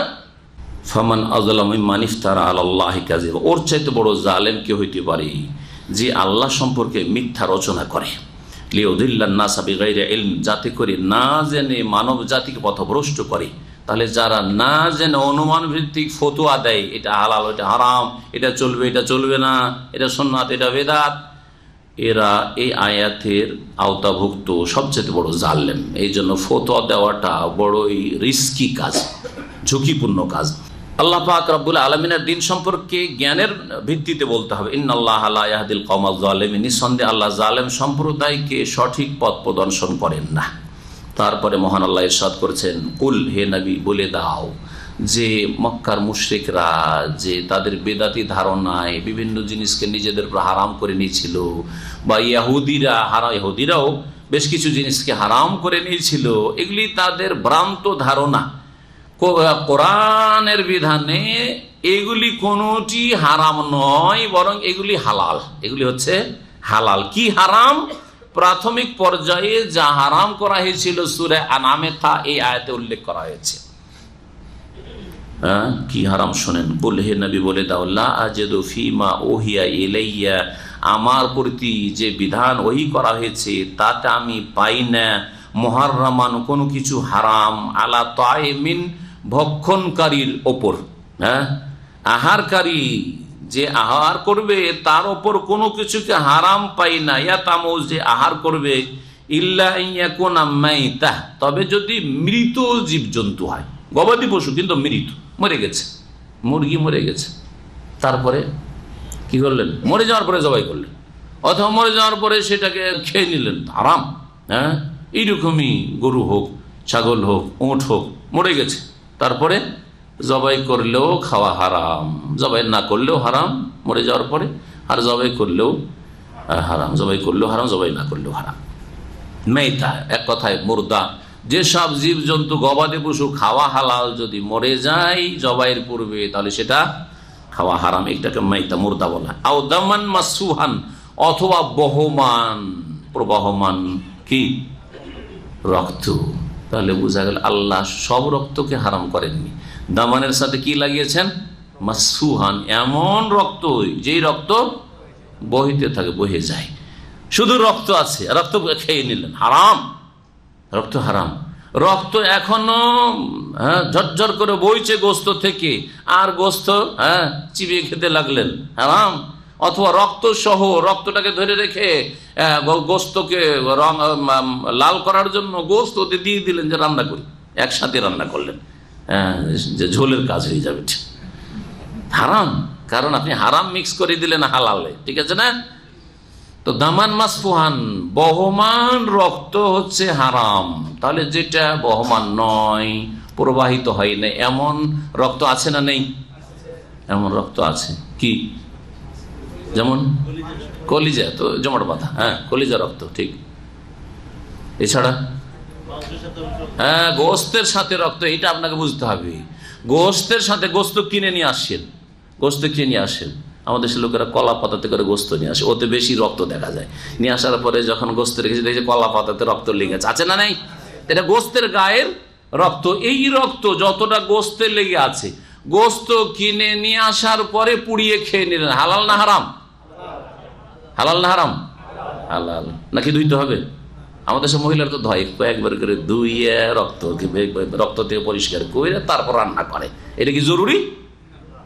জরুরি নয় যে ধুইতেই হবে। যদি এমনি চড়িয়ে দেয়, গোস্ত নিয়ে আসা হয়েছে আর গোস্তের গায়ে রক্ত লেগে আছে, আর যেটা বয়ে যাওয়ার বয়ে চলে গেছে, এই রক্ত সহ যদি বিনা ধোয়াতে রান্না করে দেয়, সেটা ঝোল করে হোক অথবা পুড়িয়ে খেয়ে নেয়, জায়েজ কিনা? জায়েজ। শুধু পুড়িয়ে খেলে জায়েজ হবে? নিরুপায়, যে এখানে তো ধোয়ার ব্যবস্থা নেই, পানি নেই, মরুভূমিতে আছি, না এমন কথা নয়। বাড়িতে নিয়ে আসার পরে এমনিতে রান্না করে খেয়ে নেয়, জায়েজ। কারণ আল্লাহ দামে মাসফু হারাম করেছেন। যেটা গায়ের মাসফু, বহে যায় না, সেই রক্ত হারাম নয়, সেই রক্ত হারাম নয়। আল্লাহমা খিনজিন, অথবা শুকুরের গোস্ত, শুকুরের গোস্ত হারাম, শুকুরের গোস্ত হারাম। বাকিগুলি গোস্ত বলা হয় কারণ গোস্তটাই হচ্ছে মেন, কিন্তু গোস্তের সাথে কলিজা হোক আর অন্য কিছু অংশ হোক, অথবা তার বট হোক, যাই কিছু হোক না কেন, সব কিছুই, চর্বি, সব কিছুই লাহাম। গোস্ত হারাম মানে চর্বি হারাম নয়? সব কিছুই হারাম, সব কিছু। দুধ হারাম নয়? সব কিছুই হারাম। ফাইন্নাহু রিজসুন, কেন এগুলি হারাম? মৃত হারাম, প্রবাহমান রক্ত হারাম, শুকুরের গোস্ত হারাম, শুকুর হারাম। কেন? ফাইন্নাহু রিজস, এগুলি হচ্ছে নাপাক, এগুলি হচ্ছে অপবিত্র। আও ফিসকান উহিল্লা লিগাইরিল্লাহি বিহি, এখানে আছে রিজসুন, তারপরে আও হারফে আতফ দিয়ে তারপরে ফিসকানে ফাতা।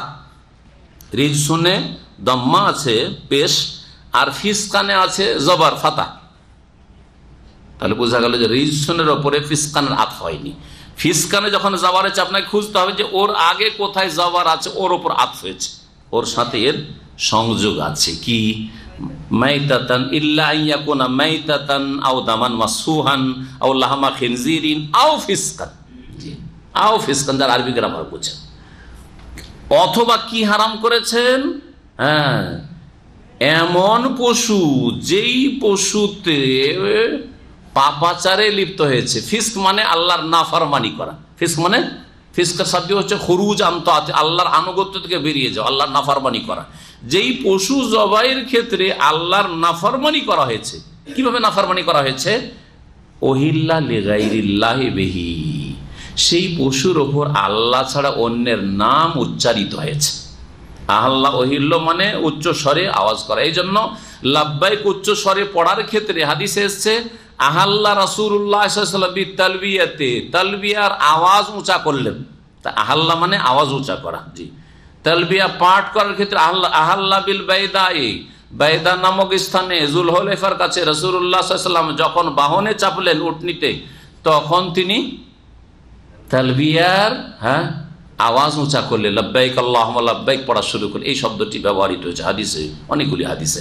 তো আল্লাহ মানে আওয়াজ উঁচা করা। তো এখানে ওহিল্লা লিগাইরিল্লাহি বিহি মানে সেই পশুটি, গবাদি পশু হালাল ছিল, কিন্তু সেটা জবাই করার সময় আল্লাহ ছাড়া অন্যের নাম উচ্চারণ করা হয়েছে। হয় আল্লাহ ছাড়া অন্যের নাম উচ্চারণ করা হয়েছে, অথবা তাতে আল্লাহর নাম ইচ্ছা করে নেওয়া হয়নি। ভালো করে শোনেন, মনে আছে তারপরেও বিসমিল্লাহ আল্লাহু আকবার বলল না, একজন মুসলিম জবাই করে দিল। এই পশু হালাল কিনা? হারাম। কালাম ওয়াহিদ, কালাম ওয়াহিদ বুঝেন কিনা? মানে এক বাক্যে হ্যাঁ, দ্বিমত আছে। একদল ফুকাহারা বলছেন যে প্রত্যেক মুসলিমের অন্তরে আল্লাহর নাম আছে এবং বিশ্বাসও আছে। সুতরাং যদি কোনো মুসলিম ভুলেও যায় অথবা ইচ্ছা করেও ছেড়ে দেয়, তবুও সেই পশু খাওয়ার সময় বিসমিল্লাহ বলে নিয়ে ভালো হয়ে যাবে। এটা একটা দল ফুকাহারা বলছে, কিন্তু এই মতটি শক্তিশালী নয়। সঠিক মত হচ্ছে যদি মনে থাকে আর বিসমিল্লাহ আল্লাহু আকবার, হ্যাঁ বিসমিল্লাহ কমপক্ষে আল্লাহর নাম উচ্চারণ না করে, তাহলে সেই পশু হালাল নয়। জি, যদি ভুলে যায়। একদল বলছে ভুললেও চলবে না। একটা মুরগি জবাই করার সময় বিসমিল্লাহ আল্লাহু আকবার মনে নেই, জবাই করে দিয়েছে, ধরেন আপনার ভাই এই বিসমিল্লাহ বললি, ভুলে গেছি। আমাদের সে লোকেরা ফেলে দিল, হ্যাঁ ভুলে গেছে। ও যদি মনে থাকতো তাহলে অবশ্যই পড়তো। সে নাস্তিক না, সে বেদিন না, হ্যাঁ সে মুশরিক নয় যে আমি দেবদেবীর নামে জবাই করবো, আল্লাহ নামে জবাই করবো, সে না, মুসলিম, কিন্তু ভুলে গেছে। এই ক্ষেত্রে সঠিক মত হচ্ছে যে মাফ রয়েছে। জি, এই ক্ষেত্রে রব্বানা লা তুআখিযনা ইন নাসিনা আও আখতানা, হে আল্লাহ আমাদেরকে ধরিও না, পকড়াও করিও না, ইন নাসিনা যদি আমরা ভুলে যাই, আও আখতানা অথবা ভুল করে দিই। আল্লাহ এই দোয়া শিখিয়েছেন। তো বলছিলাম যে ফিস্ক এমন জীবজন্তু, যেই জীবজন্তু কয়েকটি জিনিস সামিল এতে। প্রথম হচ্ছে মালাম ইউজকার ইসমুল্লাহ আলাইহি ইনদা যাবহি, জবাই করার সময় আল্লাহর নাম নেওয়া হয়নি, এমনিতে জবাই করে দিয়েছে। জি, এক। 2 নম্বর আও যুকিরা ইসমুল আসনাম, অথবা দেবদেবীর নামে জবাই করা হয়েছে, বড় পীরের নাম নিয়ে, বড় পীরের নামে জবাই, খাজা বাবার নামে জবাই, হ্যাঁ বুঝলেন না? জি হ্যাঁ, আটরশি বাবার নামে জবাই, হালাল না হারাম? হারাম, পশু হারাম। 2টা হইল। 3 নম্বর বিসমিল্লাহ আল্লাহু আকবার বলেই জবাই করলো, কিন্তু অন্তরের নিয়ত আছে যে এই জবাই দিয়ে আমি আমার আটরশি বাবাকে সন্তুষ্ট করব, এই জবাই দিয়ে আমি খাজা বাবাকে সন্তুষ্ট করব। ওই পশুটি নিয়ে গিয়ে আস্তানাতে জবাই করা হচ্ছে, বিসমিল্লাহ আল্লাহু আকবার বলেই জবাই করা হচ্ছে, কিন্তু আজমিরে গিয়ে জবাই করা হচ্ছে। জি হ্যাঁ, শাহজালালে গিয়ে জবাই করা হচ্ছে, আটরশিতে গিয়ে জবাই করা হচ্ছে। যদিও 1000 বার বিসমিল্লাহ আল্লাহু আকবার পড়া হোক না কেন, সেই পশু হারাম, কারণ আল্লাহ ছাড়া অন্যের নামে উৎসর্গিত হয়েছে, আল্লাহর নামে সেটা জবাই করা হয়নি, বা আল্লাহর নৈকট্য কুরবান, আল্লাহর নৈকট্য সান্নিধ্য উদ্দেশ্য ছিল না, অন্যের সান্নিধ্য উদ্দেশ্য ছিল, শিরকি জবাই হয়েছে। জি, এইটা আও তরিকা লিগাইরিল্লাহ, অথবা সেই পশুটি আল্লাহ ছাড়া অন্যের নামে ছেড়ে দেওয়া হয়েছে। যেমন ষাঁড় ছেড়ে দিয়েছে, হ্যাঁ কিসের নামে? খাজা বাবার নামে, এটা ষাঁড়, বড় পীর সাহেবের এটি ষাঁড়, যে এই খাসিটা বড় পীর সাহেবের নামে ছেড়ে দিচ্ছে, তো সেটাও মাজারের নামে ছেড়ে দিচ্ছে, কোনো দেবদেবীর নামে ছেড়ে দেওয়া হয়েছে, এগুলি হচ্ছে হারাম। ফামানি তুররা গায়রা বাগিন ওয়ালা আদ, অতঃপর কেউ যদি নিরুপায় হয়ে যায়, এমন নিরুপায় হয়ে গেছে যে এখন হারাম না খেলে বাঁচছে না, গায়রা বাগিন ওয়ালা আদ, কিন্তু সেই ক্ষেত্রে সে গায়রা বাগিন, এমন তলাশ নয়, বাগা মানে হচ্ছে তলাশ করা, এই জন্য আরবিরা এখন ইস্তাবগা বলে, মানে কি চাও তুমি, বলে না? জি হ্যাঁ। তো গায়রা বাগিনের যদিও একাধিক তাফসীর করা হয়েছে, কিন্তু সবচাইতে সুন্দর তাফসীর আল্লামা সাদি যেটা করেছেন সেটা বলি, সেটা হচ্ছে গায়রা বাগিন মানে এমন সে তলাশ করে না যে খুঁজে খুঁজে দরকার নেই তারপরে হারাম খাবে, এমন নয় যে সে নিরুপায়, কিন্তু খিদা লাগেনি, এত খিদা নয় যে এখন হারাম খেতেই হবে তাকে, এত খিদা লাগেনি যে এখন এই হারাম কুকুরের গোস্ত, শুকুরের গোস্ত বা বিড়াল গোস্ত না খেলেও বাঁচবে না, এরকম হয়নি, তারপর আগে খেয়ে ফেললাম, নিরুপায় হওয়ার আগেই খেয়ে ফেললো, তাহলে তার জন্য হারাম। নিরুপায় হলে জায়েজ, কিন্তু যেন গায়রা বাগিন হয়, হ্যাঁ প্রয়োজন একেবারে এমন হয়েছে যে এই সময় না খেলে আর বাঁচা যাবে না, তখন খেতে পারবে। ওয়ালা আদিন, এবং সে সীমা লঙ্ঘনকারী না হয়। কেমন? একজন লোক খিদার তাড়নায় মরে যাচ্ছে, তাকে এবারে পেট ভর্তি করে খেতে হবে যান বাঁচানোর জন্য, না এতটা খেলেও চলবে? এতটা খেলেও চলবে। তো যতটা খেয়ে বেঁচে যেতে পারে, আর বুঝতে পারছে যে এরপর আমি কিছুক্ষণের মধ্যেই আশা করি হালাল কিছু খাদ্য পেয়ে যাব, সুতরাং ওই ক্ষেত্রে এতটা খেয়ে যান, অল্প খেয়ে যান বাঁচিয়ে নেওয়াই এতটা তার জন্য বৈধ। পেয়েছি সুযোগ যখন, জীবনে তো শুয়োরের গোস্ত খেতে পাবো না, মুসলিম হারাম, কিন্তু একবার নিরুপায়, আর তো বাঁচবো না, কুকুরের গোস্ত কোরিয়ানরা খায়, অন্যরা খায়, কাফেররা খায়, আমরা তো জীবনে খেতে পাবো না, কিন্তু আজকে নিরুপায় হয়েছি, পেট ভরে খেয়েই, হ্যাঁ চলবে না? চলবে না। ওয়াল আদে সীমা লঙ্ঘনকারী যেন হয়, যতটা হয়ে যাচ্ছে অতটাই ওর বেশি সীমা লঙ্ঘন করবে। ফাইন্না রব্বাকা গফুরুর রহিম, নিঃসন্দেহে তোমার প্রতিপালক বড় মার্জনাকারী, বড় দয়ালু। কার ওপর? বড় দয়ালু এবং বড় মার্জনাকারী, যে নিরুপায় হয়ে প্রয়োজন মাফিক যতটা একবারে জরুরি ছিল ততটাই খেয়েছে তার জন্য। ওয়ালাল্লাযিনা হাদু হাররামনা কুল্লাযি যফর, আল্লাহ পাক এখানে ইহুদিদের কথা বলছেন। ইহুদিদের বদমাইশির কারণে, ইহুদিদের নাফরমানির কারণে তাদের ওপর আল্লাহ পাক রব্বুল কিছু জিনিস হারাম করে দিয়েছিলেন। আল্লাহ পাক তাই এখানে উল্লেখ করছেন। এই আয়াতে তাফসীর শুরু করার আগের আয়াত সম্পর্কে কিছু কথা বলি। এই আয়াতটা যেভাবে তাফসীর করলাম, এতেই যদি থেকে যায় তাহলে মনে হবে যে আর কিছু হারাম নেই, তাই না? কয়টা জিনিস হারাম এখানে বলা হয়েছে? মৃত আর প্রবাহমান রক্ত, শুকরের গোস্ত, আর যদি আল্লাহ ছাড়া অন্যের নামে জবাই করা হয় বা উৎসর্গ করা হয়, যেগুলি ব্যাখ্যা কয়েকটা বললাম। হ্যাঁ, তাহলে গাধার গোস্ত, খচ্চরের গোস্ত, হ্যাঁ, তারপরে হিংস্র পশু, হ্যাঁ, পায়ে ধরে খায়, এইরকম পাখি, ঠিক না?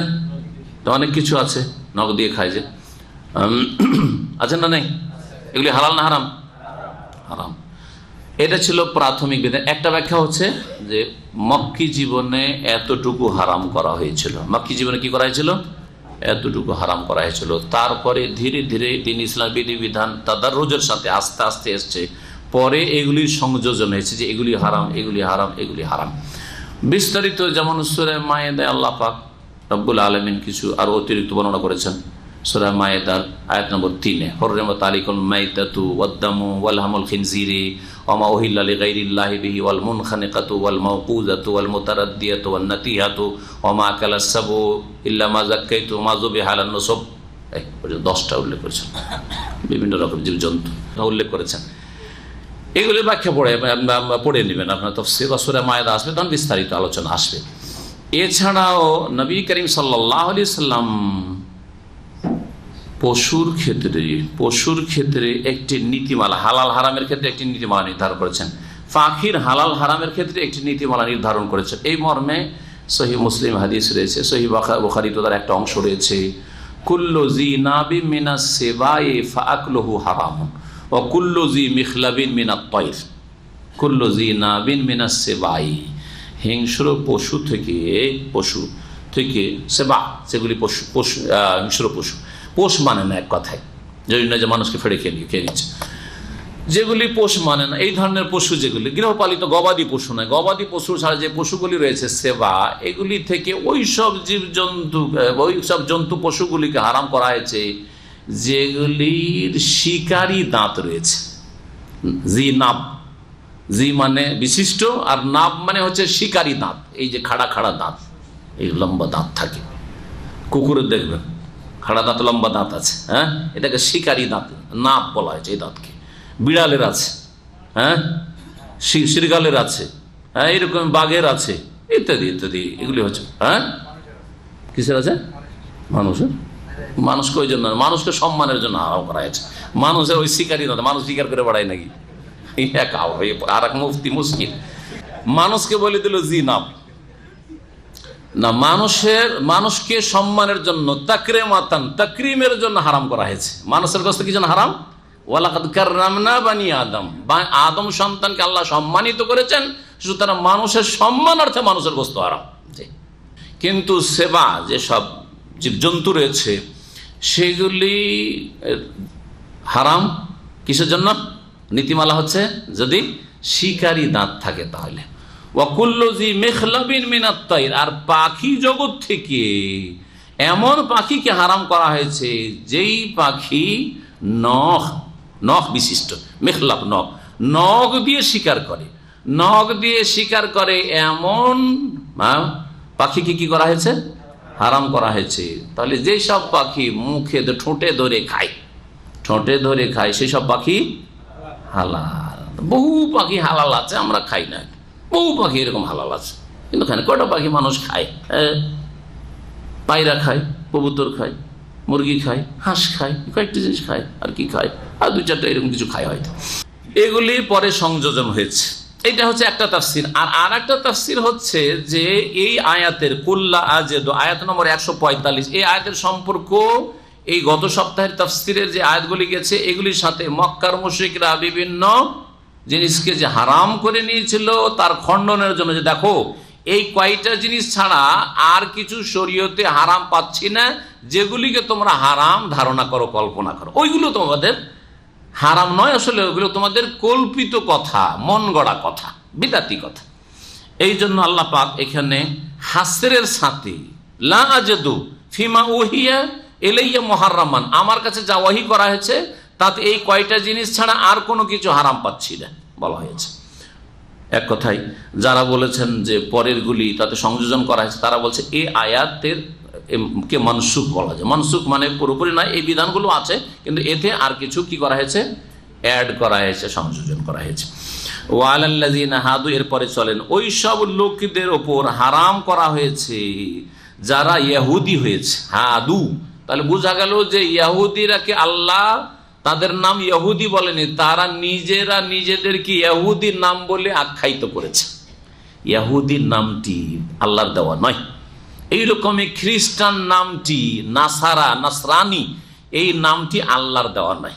এটা মজার কথা ভালো করে, কারণ আল্লাহ কোরআনে কারিমে বলছে আল্লাযিনা কালু ইন্না নাসারা, যারা বলেছিল যে আমরা হচ্ছে নাসারা, আল্লাহ এই কথা বললেন না যে আমি ওদেরকে নাসারা নাম দিয়েছি, বরং আল্লাহ বলছেন ওয়াসাম্মাকুমুল মুসলিমিন, আল্লাহ তোমাদের নাম মুসলিম বলেছেন, মিন কাবলু, এর পূর্বে, ওয়াফি হাজা, আগেও মুসলিম বলেছিলাম আর এখনো মুসলিম। আম্বিয়া রাসূলগণের যত অনুসারীরা ছিল যুগে যুগে সকলের নাম আল্লাহ কি দিয়েছেন? মুসলিমিন। তাহলে ঈসা আলাইহিস সালামের সঠিক অনুসারী যারা, তারা হচ্ছে মুসলিম। ইসলাম আসার পূর্বে সঠিক আকীদায় যদি থেকে থাকে, সহি আকীদায় থেকে থাকে, তৃতীয়বাদের গুমরাহির শিকার না হয়, ভ্রান্ত ধর্মের শিকার না হয়, ধর্মকে বিকৃত না করে থাকে, তাহলে তারা ছিল মুসলিম। মূসা আলাইহিস সালামের উম্মত সকলেই হচ্ছে মুসলিম, এবং নিজেও মূসা আলাইহিস সালাম মুসলিম। আমি একটা বক্তব্য আমার কাছে রেডি আছে, করা হয়নি, আয়াতগুলি জমা করেছি যে আম্বিয়া রসুলগণকে এবং তার উম্মতগুলিকে আল্লাহ যে মুসলিম বলেছেন কোরআনে কারিমে, মুসলিম মুসলিম অমুক মুসলিম ছিলেন, ওয়ালাকিন কানা হানিফা মুসলিম, যেমন ইব্রাহিম আলাইহিস সালাম মুসলিম ছিলেন। যে এইরকমই বিভিন্ন নবীর কথা, আর তারপরে নবীর অনুসারীর কথা। বিলকিস আসছে, ও আসলাম তো মা সুলাইমানা, ইসলাম কবুল করলাম, ইসলাম নাই, ও আতুনি মুসলিমিন, চিঠিতে কি ছিল, মুসলিম হয়ে আইসো। বিলকিসকে বলছে তুমি ইসলাম কবুল করে এসো, মুসলিম হয়ে আইসো। তাহলে বিলকিস কি হয়েছিল? সুলাইমান আলাইহিস সালামের হাতে এসে ইসলাম গ্রহণ করেছিল। জি হ্যাঁ, তা আল্লাহর দিন আসলে ইসলাম। আদম আলাইহিস সালামকে আল্লাহ যখন পাঠিয়েছেন তখন থেকে তারও দিন ইসলাম ছিল। নূহ আলাইহিস সালামের নিয়ে আসা দিনও ইসলাম ছিল, ইদ্রিস আলাইহিস সালামের ইসলাম ছিল, বোঝা গেছে, ইব্রাহিম আলাইহিস সালামের দিনও ইসলাম ছিল, দাউদ আলাইহিস সালামের দিনও ইসলাম ছিল, মূসা আলাইহিস সালামের দিনও ইসলাম, ঈসা আলাইহিস সালামের দিনও ইসলাম, আর মুহাম্মদুর রাসূলুল্লাহ সাল্লাল্লাহু আলাইহি ওয়াসাল্লামের নিয়ে আসা দিনও হচ্ছে ইসলাম। এটা হচ্ছে নিউ এডিশন, লাস্ট এডিশন, সর্বশেষ আল্লাহর আসমানি বিধান। সুতরাং নিউ এডিশন আসার পরে ওল্ড এডিশন দিয়ে চলবে না। জি, যেমন দেশের নতুন সংবিধান তৈরি হওয়ার পরে পুরাতন সংবিধান দিয়ে দেশ পরিচালনা করা চলবে না। না চলবে? কেউ বলতে পারবেন? কোন দেশের নাগরিক বলতে পারবেন যে বাংলাদেশ এখন পাকিস্তানি আইন দিয়ে চলবে, ইংরেজদের আইন দিয়ে চলবে, বা মুঘলদের আইন দিয়ে চলবে? বলতে পারবেন কি? আপনি দেশের শত্রু, তাই না? দেশের দুশ্মন, ঠিক কিনা? চলবে? চলবে না। সৌদি আরব তুর্কিদের আইন দিয়ে চলবে? ইসলামের আইন দিয়ে ঠিক আছে, ইসলামের আইন হলে ঠিক আছে, তুর্কি যদি ইসলামের আইন থেকে থাকে আর এখন ইসলামে, তাহলে চলবে। যদি বলেন পাকিস্তানি এটাকে যে পাকিস্তান যখন, তো পাকিস্তানে এখন মোগলদের আইন দিয়ে চালাবে, আপনাকে দেশদ্রোহী বলে জেলে ঢুকাই দিল, ঠিক কিনা? হ্যাঁ, তো মানুষ জেলে ঢুকিয়ে দিলে অপরাধী হয় না, আর আল্লাহ জাহান্নামে ঢুকিয়ে দিলে অপরাধ হবে নাকি? তো আল্লাহ তো নিউ এডিশন পাঠিয়েছেন, আল্লাহ তো নতুন আসমানি বিধান পাঠিয়েছেন শেষ রাসূল মুহাম্মদ রাসূলুল্লাহ সাল্লাল্লাহু আলাইহি ওয়াসাল্লামের মাধ্যমে। সুতরাং আল্লাহ পাকের এই নতুন দিন, যেটা সর্বস্তরের জন্য, সর্বস্থানের জন্য আর সর্বযুগের জন্য প্রযোজ্য আর সমস্ত সমস্যার সমাধান দিতে সক্ষম, সেটা হচ্ছে কোরআনে কারীমের বিধান, ওহীর বিধান। তার বাস্তবায়ন সারা বিশ্বের সমস্ত মানুষের উপর ফরজ, শুধু মুসলিমের ফরজ না, সমস্ত মানুষের উপর ফরজ। ওয়ালাল্লাযিনা হাদু, আল্লাহ বলছেন ইহুদি যারা হয়ে গিয়েছিল, মানে নিজেদেরকে ইহুদি বলে আখ্যায়িত করেছিল ইহুদিরা, তাদের উপর হারাম না, আমি হারাম করেছি কুল্লাজি জোফর, প্রত্যেক নখ বিশিষ্ট জন্তু, জি প্রত্যেক নখ বিশিষ্ট পশু পাখি, এগুলিকে হারাম করেছি। নখ বিশিষ্ট মানে কি এটা বুঝতে হবে। নখ বিশিষ্ট মানে খুর বিশিষ্ট নয়। একটা হচ্ছে কিছু পশু আছে খুর বিশিষ্ট, আর নখ বিশিষ্ট কোনটাকে বলা হচ্ছে যেই পশুর বা যেই পাখির কি নেই, খুর নেই, যেই পশুর খুর নেই, অথবা যেই পাখির যে নখগুলি আছে বা আঙ্গুলগুলি আছে সেগুলির মাঝখানে ফাঁকা নেই, ফাঁকা নেই। এই যে আমাদের ফাঁকা আছে না, মুরগির ফাঁকা আছে, কিন্তু হাঁসের তো হাঁস হারাম করা হয়েছিল কার উপর? ইহুদিদের উপর। হাঁসকে কি করা হয়েছিল? হাঁসের দেখবেন যে ওই যে নখের মাঝখানে ফাঁকা নেই, ওখানে একটা চামড়া আছে, আছে না নেই? তো হাঁস হারাম করা হয়েছিল তাদের উপর। তারপরে উটের খুর আছে, উটের খুর নেই, উট খুর বিশেষ। খুর মানে কি দেখেন, গরুর খুর দুটা ভাগ আছে, দুই ভাগ আছে, আছে না নেই? আচ্ছা, মহিষের খুর আছে, এটাকে খুর আলা বলা, কিন্তু উটের খুর নেই। তো উটকে ইহুদিদের বিরুদ্ধাচরণের কারণে পানিশমেন্ট, শাস্তিমূলক হারাম করা হয়েছিল তাদের উপর, আল্লাহ হারাম করেছিল। জি হ্যাঁ, বুঝতে পারছেন না? এইরকমই জি উট পাখিও উটের মতোই তাদের উপর হারাম করা হয়েছিল। তো আল্লাহ রাব্বুল আলামিন বলছেন যে ইহুদিদের উপর আমি হারাম করেছিলাম কুল্লাযি জফরিন, প্রত্যেক নখ বিশিষ্ট পশু পাখি। ওয়ামিনাল বাকারি ওয়াল গানামি হারামনা আলিম শুহুমাহুম, আরও শাস্তি স্বরূপ গরু এবং ছাগলের মধ্য থেকে তাদের ওপর হারাম আমি করেছিলাম এগুলির চর্বি, অর্থাৎ গরুর চর্বি আর ছাগলের চর্বি। ইহুদিদের উপর কি করেছেন আল্লাহ? হারাম করে দিয়েছে। এক শাস্তি, চর্বি খেতে পারবে না, গোস্ত খাও, চর্বি খেতে পারবে না। ইল্লা মাহামালা জহুরুহুমা, তবে একটু ছাড় দেওয়া হয়েছিল। হ্যাঁ, যেই চর্বিগুলি গরুর অথবা ছাগলের পেটে যে ভুঁড়ি, নাড়ি ভুঁড়ি আছে, ভুঁড়িতে লেগে থাকে, ওটা হালাল ছিল তাদের জন্য। আউইল হাওয়ায়া মানে ইল্লা মাহামালা জহুর, জাহরুন মানে পিঠ, হাওয়ায়ার তাফসীর করে দিচ্ছি। ইল্লা মাহামালা জহুরুহুমা, তবে যেই চর্বিগুলি এগুলি এই দুটি পশুর পিঠে লেগে থাকে, পিঠের সাথে, কি বলবেন এটাকে, কি বলে, সিনা বলে না কি বলে এটাকে? সিনার গোস্ত বলে আমাদের দেশের লোকেরা। সিনার গোস্তের সাথে, এটা হচ্ছে যার ওপর অংশটা, এই ওপর অংশের যে গোস্ত আছে বা যে মেরুদণ্ডটা আছে, এর সাথে যে চর্বিগুলি লেগে আছে, এগুলিকে ইহুদিদের জন্য হালাল করা হয়েছিল। আবিল হাওয়ায়া, হাওয়াইয়াতুনের বহুবচন। আবিল হাওয়ায়া মানে যেগুলি ভুঁড়িতে লেগে থাকা চর্বি, সেগুলিকে। আও মাখতালাতা বিআজবিন, অথবা সেই চর্বিগুলিকে হালাল করা হয়েছিল যেই চর্বিগুলি হাড্ডির সাথে মিশে আছে, হাড্ডির সাথে চর্বি লেগে আছে, ওইগুলোকে হালাল করা হয়েছিল। কষ্ট না? হ্যাঁ, ইহুদিদের ধর্মে অতিরিক্ত কষ্ট চাপিয়ে দেওয়া হয়েছিল তাদের নাফরমানি বাড়াবাড়ির কারণে। যালিকা, আল্লাহ নিজেই বলছেন কেন এটা করেছিলাম, যালিকা জাযাইনাহুম বিবাগইহিম, এই প্রতিদান দিয়েছিলাম, শাস্তি দিয়েছিলাম তাদের সীমা লঙ্ঘনের কারণে। ওয়া ইন্না লাসাদিকুন, আর আমি নিঃসন্দেহে সত্যবাদী, আমি সত্য কথা বলছি।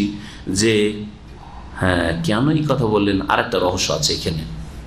ইহুদিরাকে যখন জিজ্ঞাসা করা হইতো, ইহুদিদের কিতাবে আছে, আর এটা আমাদের দুঃখের বিষয় যে মুসলিমদের তফসিরে ইসরাইলি বর্ণনার মাধ্যমে চলে আসছে। আমরা ছোটকালে তফসির জালালাইনে পড়েছি এই কথাটি, যে ইহুদিদের ওপর উট হারাম করা হয়েছিল। ইহুদিরা উটের গোস্ত খায় না, ইহুদিরা উটের গোস্ত খায় না, ওরা বলে হারাম। কেন?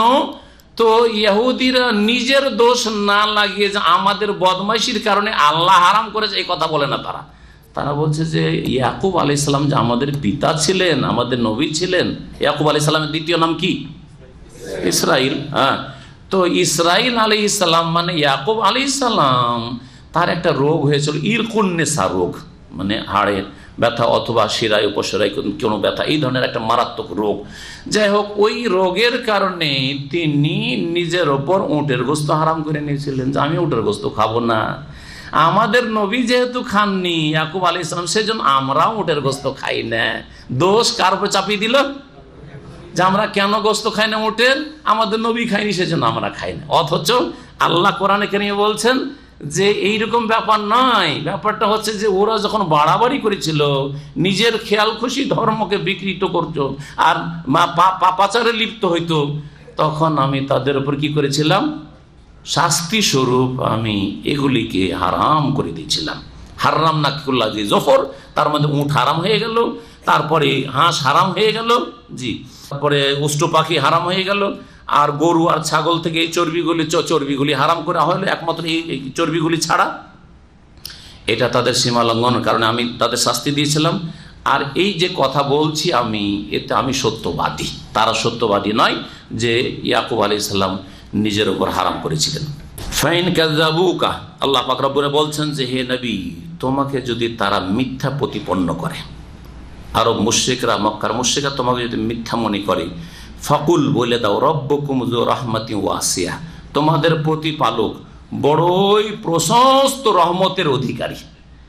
আল্লাহর রহমত সব কিছুকে পরিব্যাপ্ত শামিল। আল্লাহর অশেষ রহমত এখনো রয়েছে। বড় বড় জালেমকে আল্লাহ ক্ষমা করেছেন। আপনি আশ্চর্য হয়ে যাবেন যে এত বড় বড় জুলম অত্যাচার করার পরেও আল্লাহ ক্ষমা করেছেন যখন ক্ষমা চেয়েছে। হ্যাঁ, কিন্তু মওতের আগে আগে তারা ক্ষমা চেয়েছে। ফেরাউনের রাস্তা ধরলে হবে না, ফেরাউনের রাস্তা ধরলে হবে না, ইবলিসের রাস্তা ধরলে হবে না। কোন রাস্তা ধরতে হবে? যদি অন্যায় হয়ে গিয়ে থাকে, ইচ্ছা করে আবার ধরি না খারাপ লোকের রাস্তা, যে কিছুদিন খারাপ কাজ করি আর তারপরে তওবা করব। জি, কিছুদিন আমি ওই খালিদ ওয়ালিদের মতো থাকি, কিছুদিন আমি আবু সুফিয়ানের মতো থাকি, কিছুদিন আমি ও হিন্দার মতো থাকি, আর তারপরে তওবা করব। বলবেন নাকি? হ্যাঁ, আরে হিন্দ ওহদের যুদ্ধে নবী করিম সাল্লাল্লাহু আলাইহি ওয়াসাল্লামের চাচার বক্ষ বিদীর্ণ করেছে, বুক চিরেছে, কলিজা বের করেছে, কলিজার মালা তৈরি করেছে। হ্যাঁ, আবু সুফিয়ান, খালিদ বিন ওয়ালিদ, এরা ছিল এই কাফেরদের প্রধান ছিল এই ওহদের যুদ্ধে, এবং এদের দ্বারা ক্ষতিগ্রস্ত হয়েছে রাসূলুল্লাহ সাল্লাল্লাহু আলাইহি ওয়াসাল্লাম, তার সাহাবায়ে কেরাম। আল্লাহ তাদেরকে ক্ষমা করেছেন না করেননি? আবু সুফিয়ান ইসলাম গ্রহণ করেছেন রাদিয়াল্লাহু আনহু, তারপরে খালিদ বিন ওয়ালিদ ইসলাম গ্রহণ করেছেন, হ্যাঁ, রাদিয়াল্লাহু আনহু। হিন্দা ইসলাম গ্রহণ করেছে রাদিয়াল্লাহু আনহা। যদি ইসলাম গ্রহণ না করতো তাহলে আবু লাহাব হয়ে থাকতো, আবু জাহাল হয়ে থাকতো, জি, ফেরাউনি হয়ে থাকতো।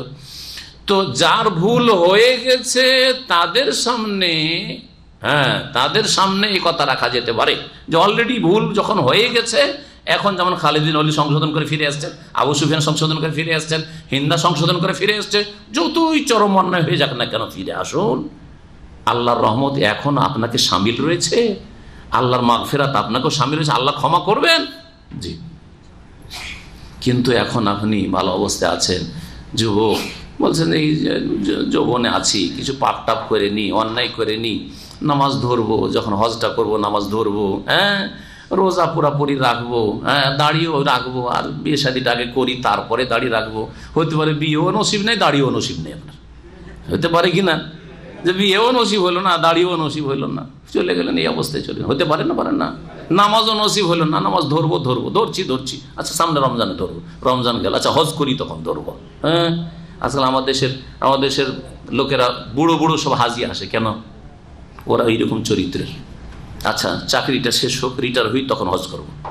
রিটায়ার হইল, বলছে একটা মেয়ে বিবাহ দিতে আছে, ওইটা সারি, তখন হজে যাবো। মেয়েরও বিবাহ হয়ে গেল, বলছে একটা ছেলের বিয়ে বাকি আছে, ওইটা সারি, তারপরে হজে যাব। এই করতে করতে 70-80 বছর বয়স হয়েছে, করছে, চলতেও পারে না, আর চলে আসছে হজে, কিছুই করতে পারে না বেচারা। এসে ভুল আর ভুল হচ্ছে। যার ভুল হয়ে গেছে তার ক্ষেত্রে বলবো যে রব্বুকুম যু রাহমাতিন ওয়াসিয়া, আল্লাহর রহমত তোমাকে শামিল আছে, এখনো ফিরে আসো। কিন্তু যার ভুল হয়নি, আল্লাহর রহমত সবকিছুকে শামিল, সুতরাং পাপ করি কিছুদিন, কখনো না। হতে পারে যে আল্লাহ আপনাকে তার রহমতে শামিল করবেন না, তার আগেই মালাকুল মউত চলে আসবে আপনার কাছে রূহ কবজ করার জন্য। ওয়ালা ইউরাদ্দু বাসুহু আনিল কওমিল মুজরিমিন, আর আল্লাহর শাস্তি খণ্ডন করা হয় না, দূর করা হয় না অপরাধী সম্প্রদায় হতে। সায়াকুলুল্লাযীনা আশরাকু লাউ শা আল্লাহু মা আশরাকনা ওয়ালা আবাউনা ওয়ালা হাররামনা মিন শাই। আল্লাহ পাক রব্বুল বলছেন যে নিশ্চয়ই বলবে ওই সব লোকেরা যারা শিরক করেছে, অর্থাৎ মুশরিক লোকেরা নিশ্চয়ই বলবে, হে নবী, লাউ শা আল্লাহ, যদি আল্লাহ চাইতেন, মা আশরাকনা, তাহলে আমরা শিরক করতাম না। হে মুহাম্মদ, তুমি আমাদেরকে বলছো যে তোমরা শিরিক করছো, দেবদেবীর পূজা করছো, আল্লাহ তো চাইলে আমাদেরকে শিরক করাইতেন না। আল্লাহ যখন করাইছেন আমরা পড়তে পারছি, তার মানে আল্লাহ এটা পছন্দ করেন। দলিল হলো নাকি? এটা লোক পাপ করবে, আল্লাহ ইচ্ছা করলে তো আমাকে পাপ করতে দিতেন না, আমি কি করব? আল্লাহ বলছেন পাপ করো? কোনো জায়গায় আল্লাহ নির্দেশ দিয়েছেন?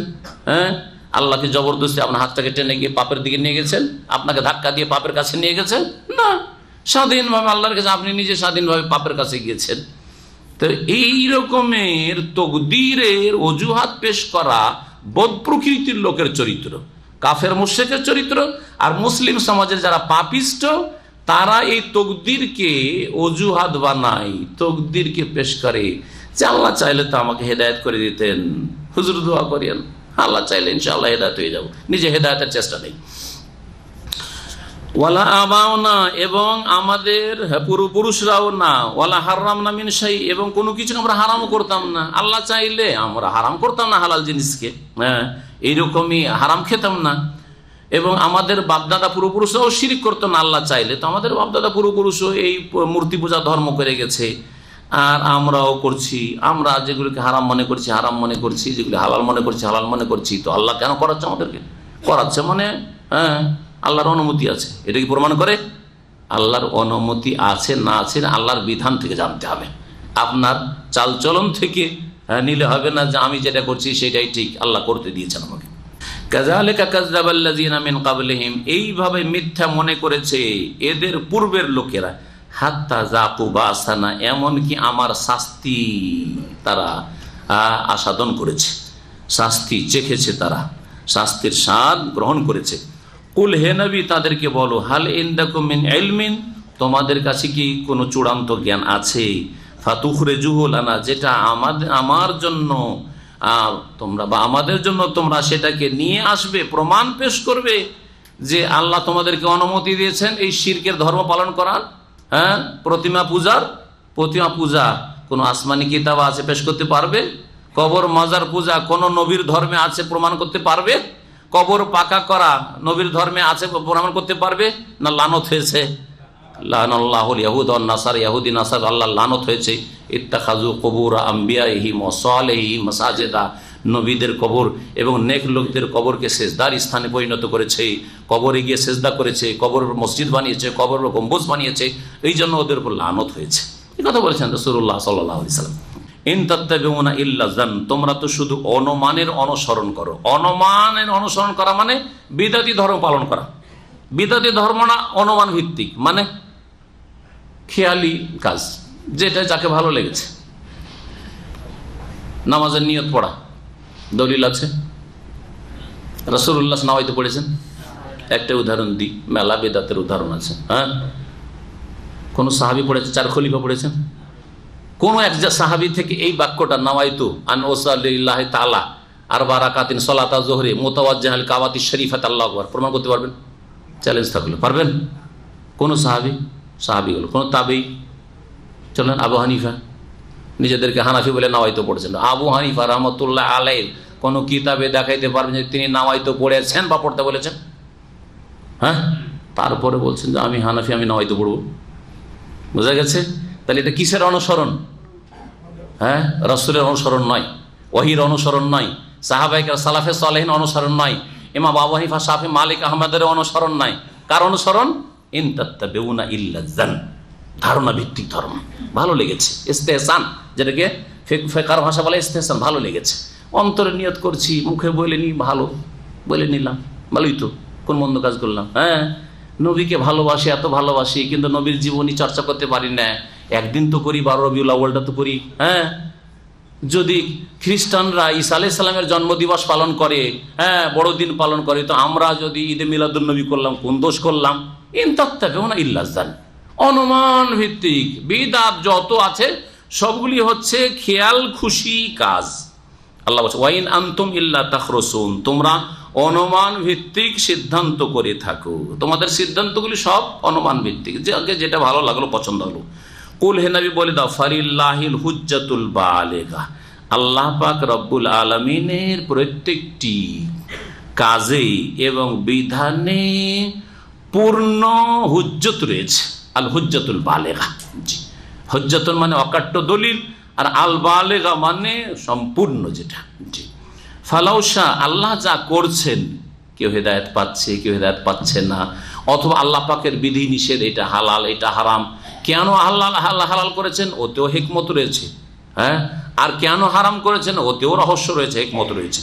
ফালাউশা, সুতরাং আল্লাহ যদি চাইতেন, লাহাদাকুম আজমাইন, সকলকে জবরদস্তি হেদায়েত করে দিতেন, সবগুলিকে আল্লাহ ভীরু বানিয়ে দিতেন, হ্যাঁ, আর সবগুলিকে সৎ বানিয়ে দিতেন জবরদস্তি করতে চাইলে।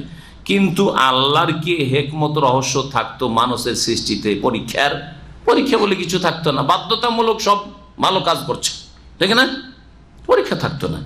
এই জন্য আল্লাহ মানুষকে স্বাধীনভাবে সৃষ্টি করেছেন। কুল হে নবী বলে দাও, হালুম্মা শুহাদা আকুম, তোমাদের সাক্ষীদেরকে হাজির করো, আল্লাযীনা ইয়াশহাদুনা, যারা এই সাক্ষী দেবে, আন্নাল্লাহ হারামা হাযা, যে আল্লাহ এগুলিকে হারাম করেছে, এটা হারাম করেছে, ওইটা হারাম করেছে, বাহিরা সাইবা ওয়াসিলা হাম, মক্কার মুশরিকরা যেমন হারাম মনে করতো, এগুলি হারাম করেছেন। বলো তো কোন সাক্ষী আছে যে সাক্ষী দেবে?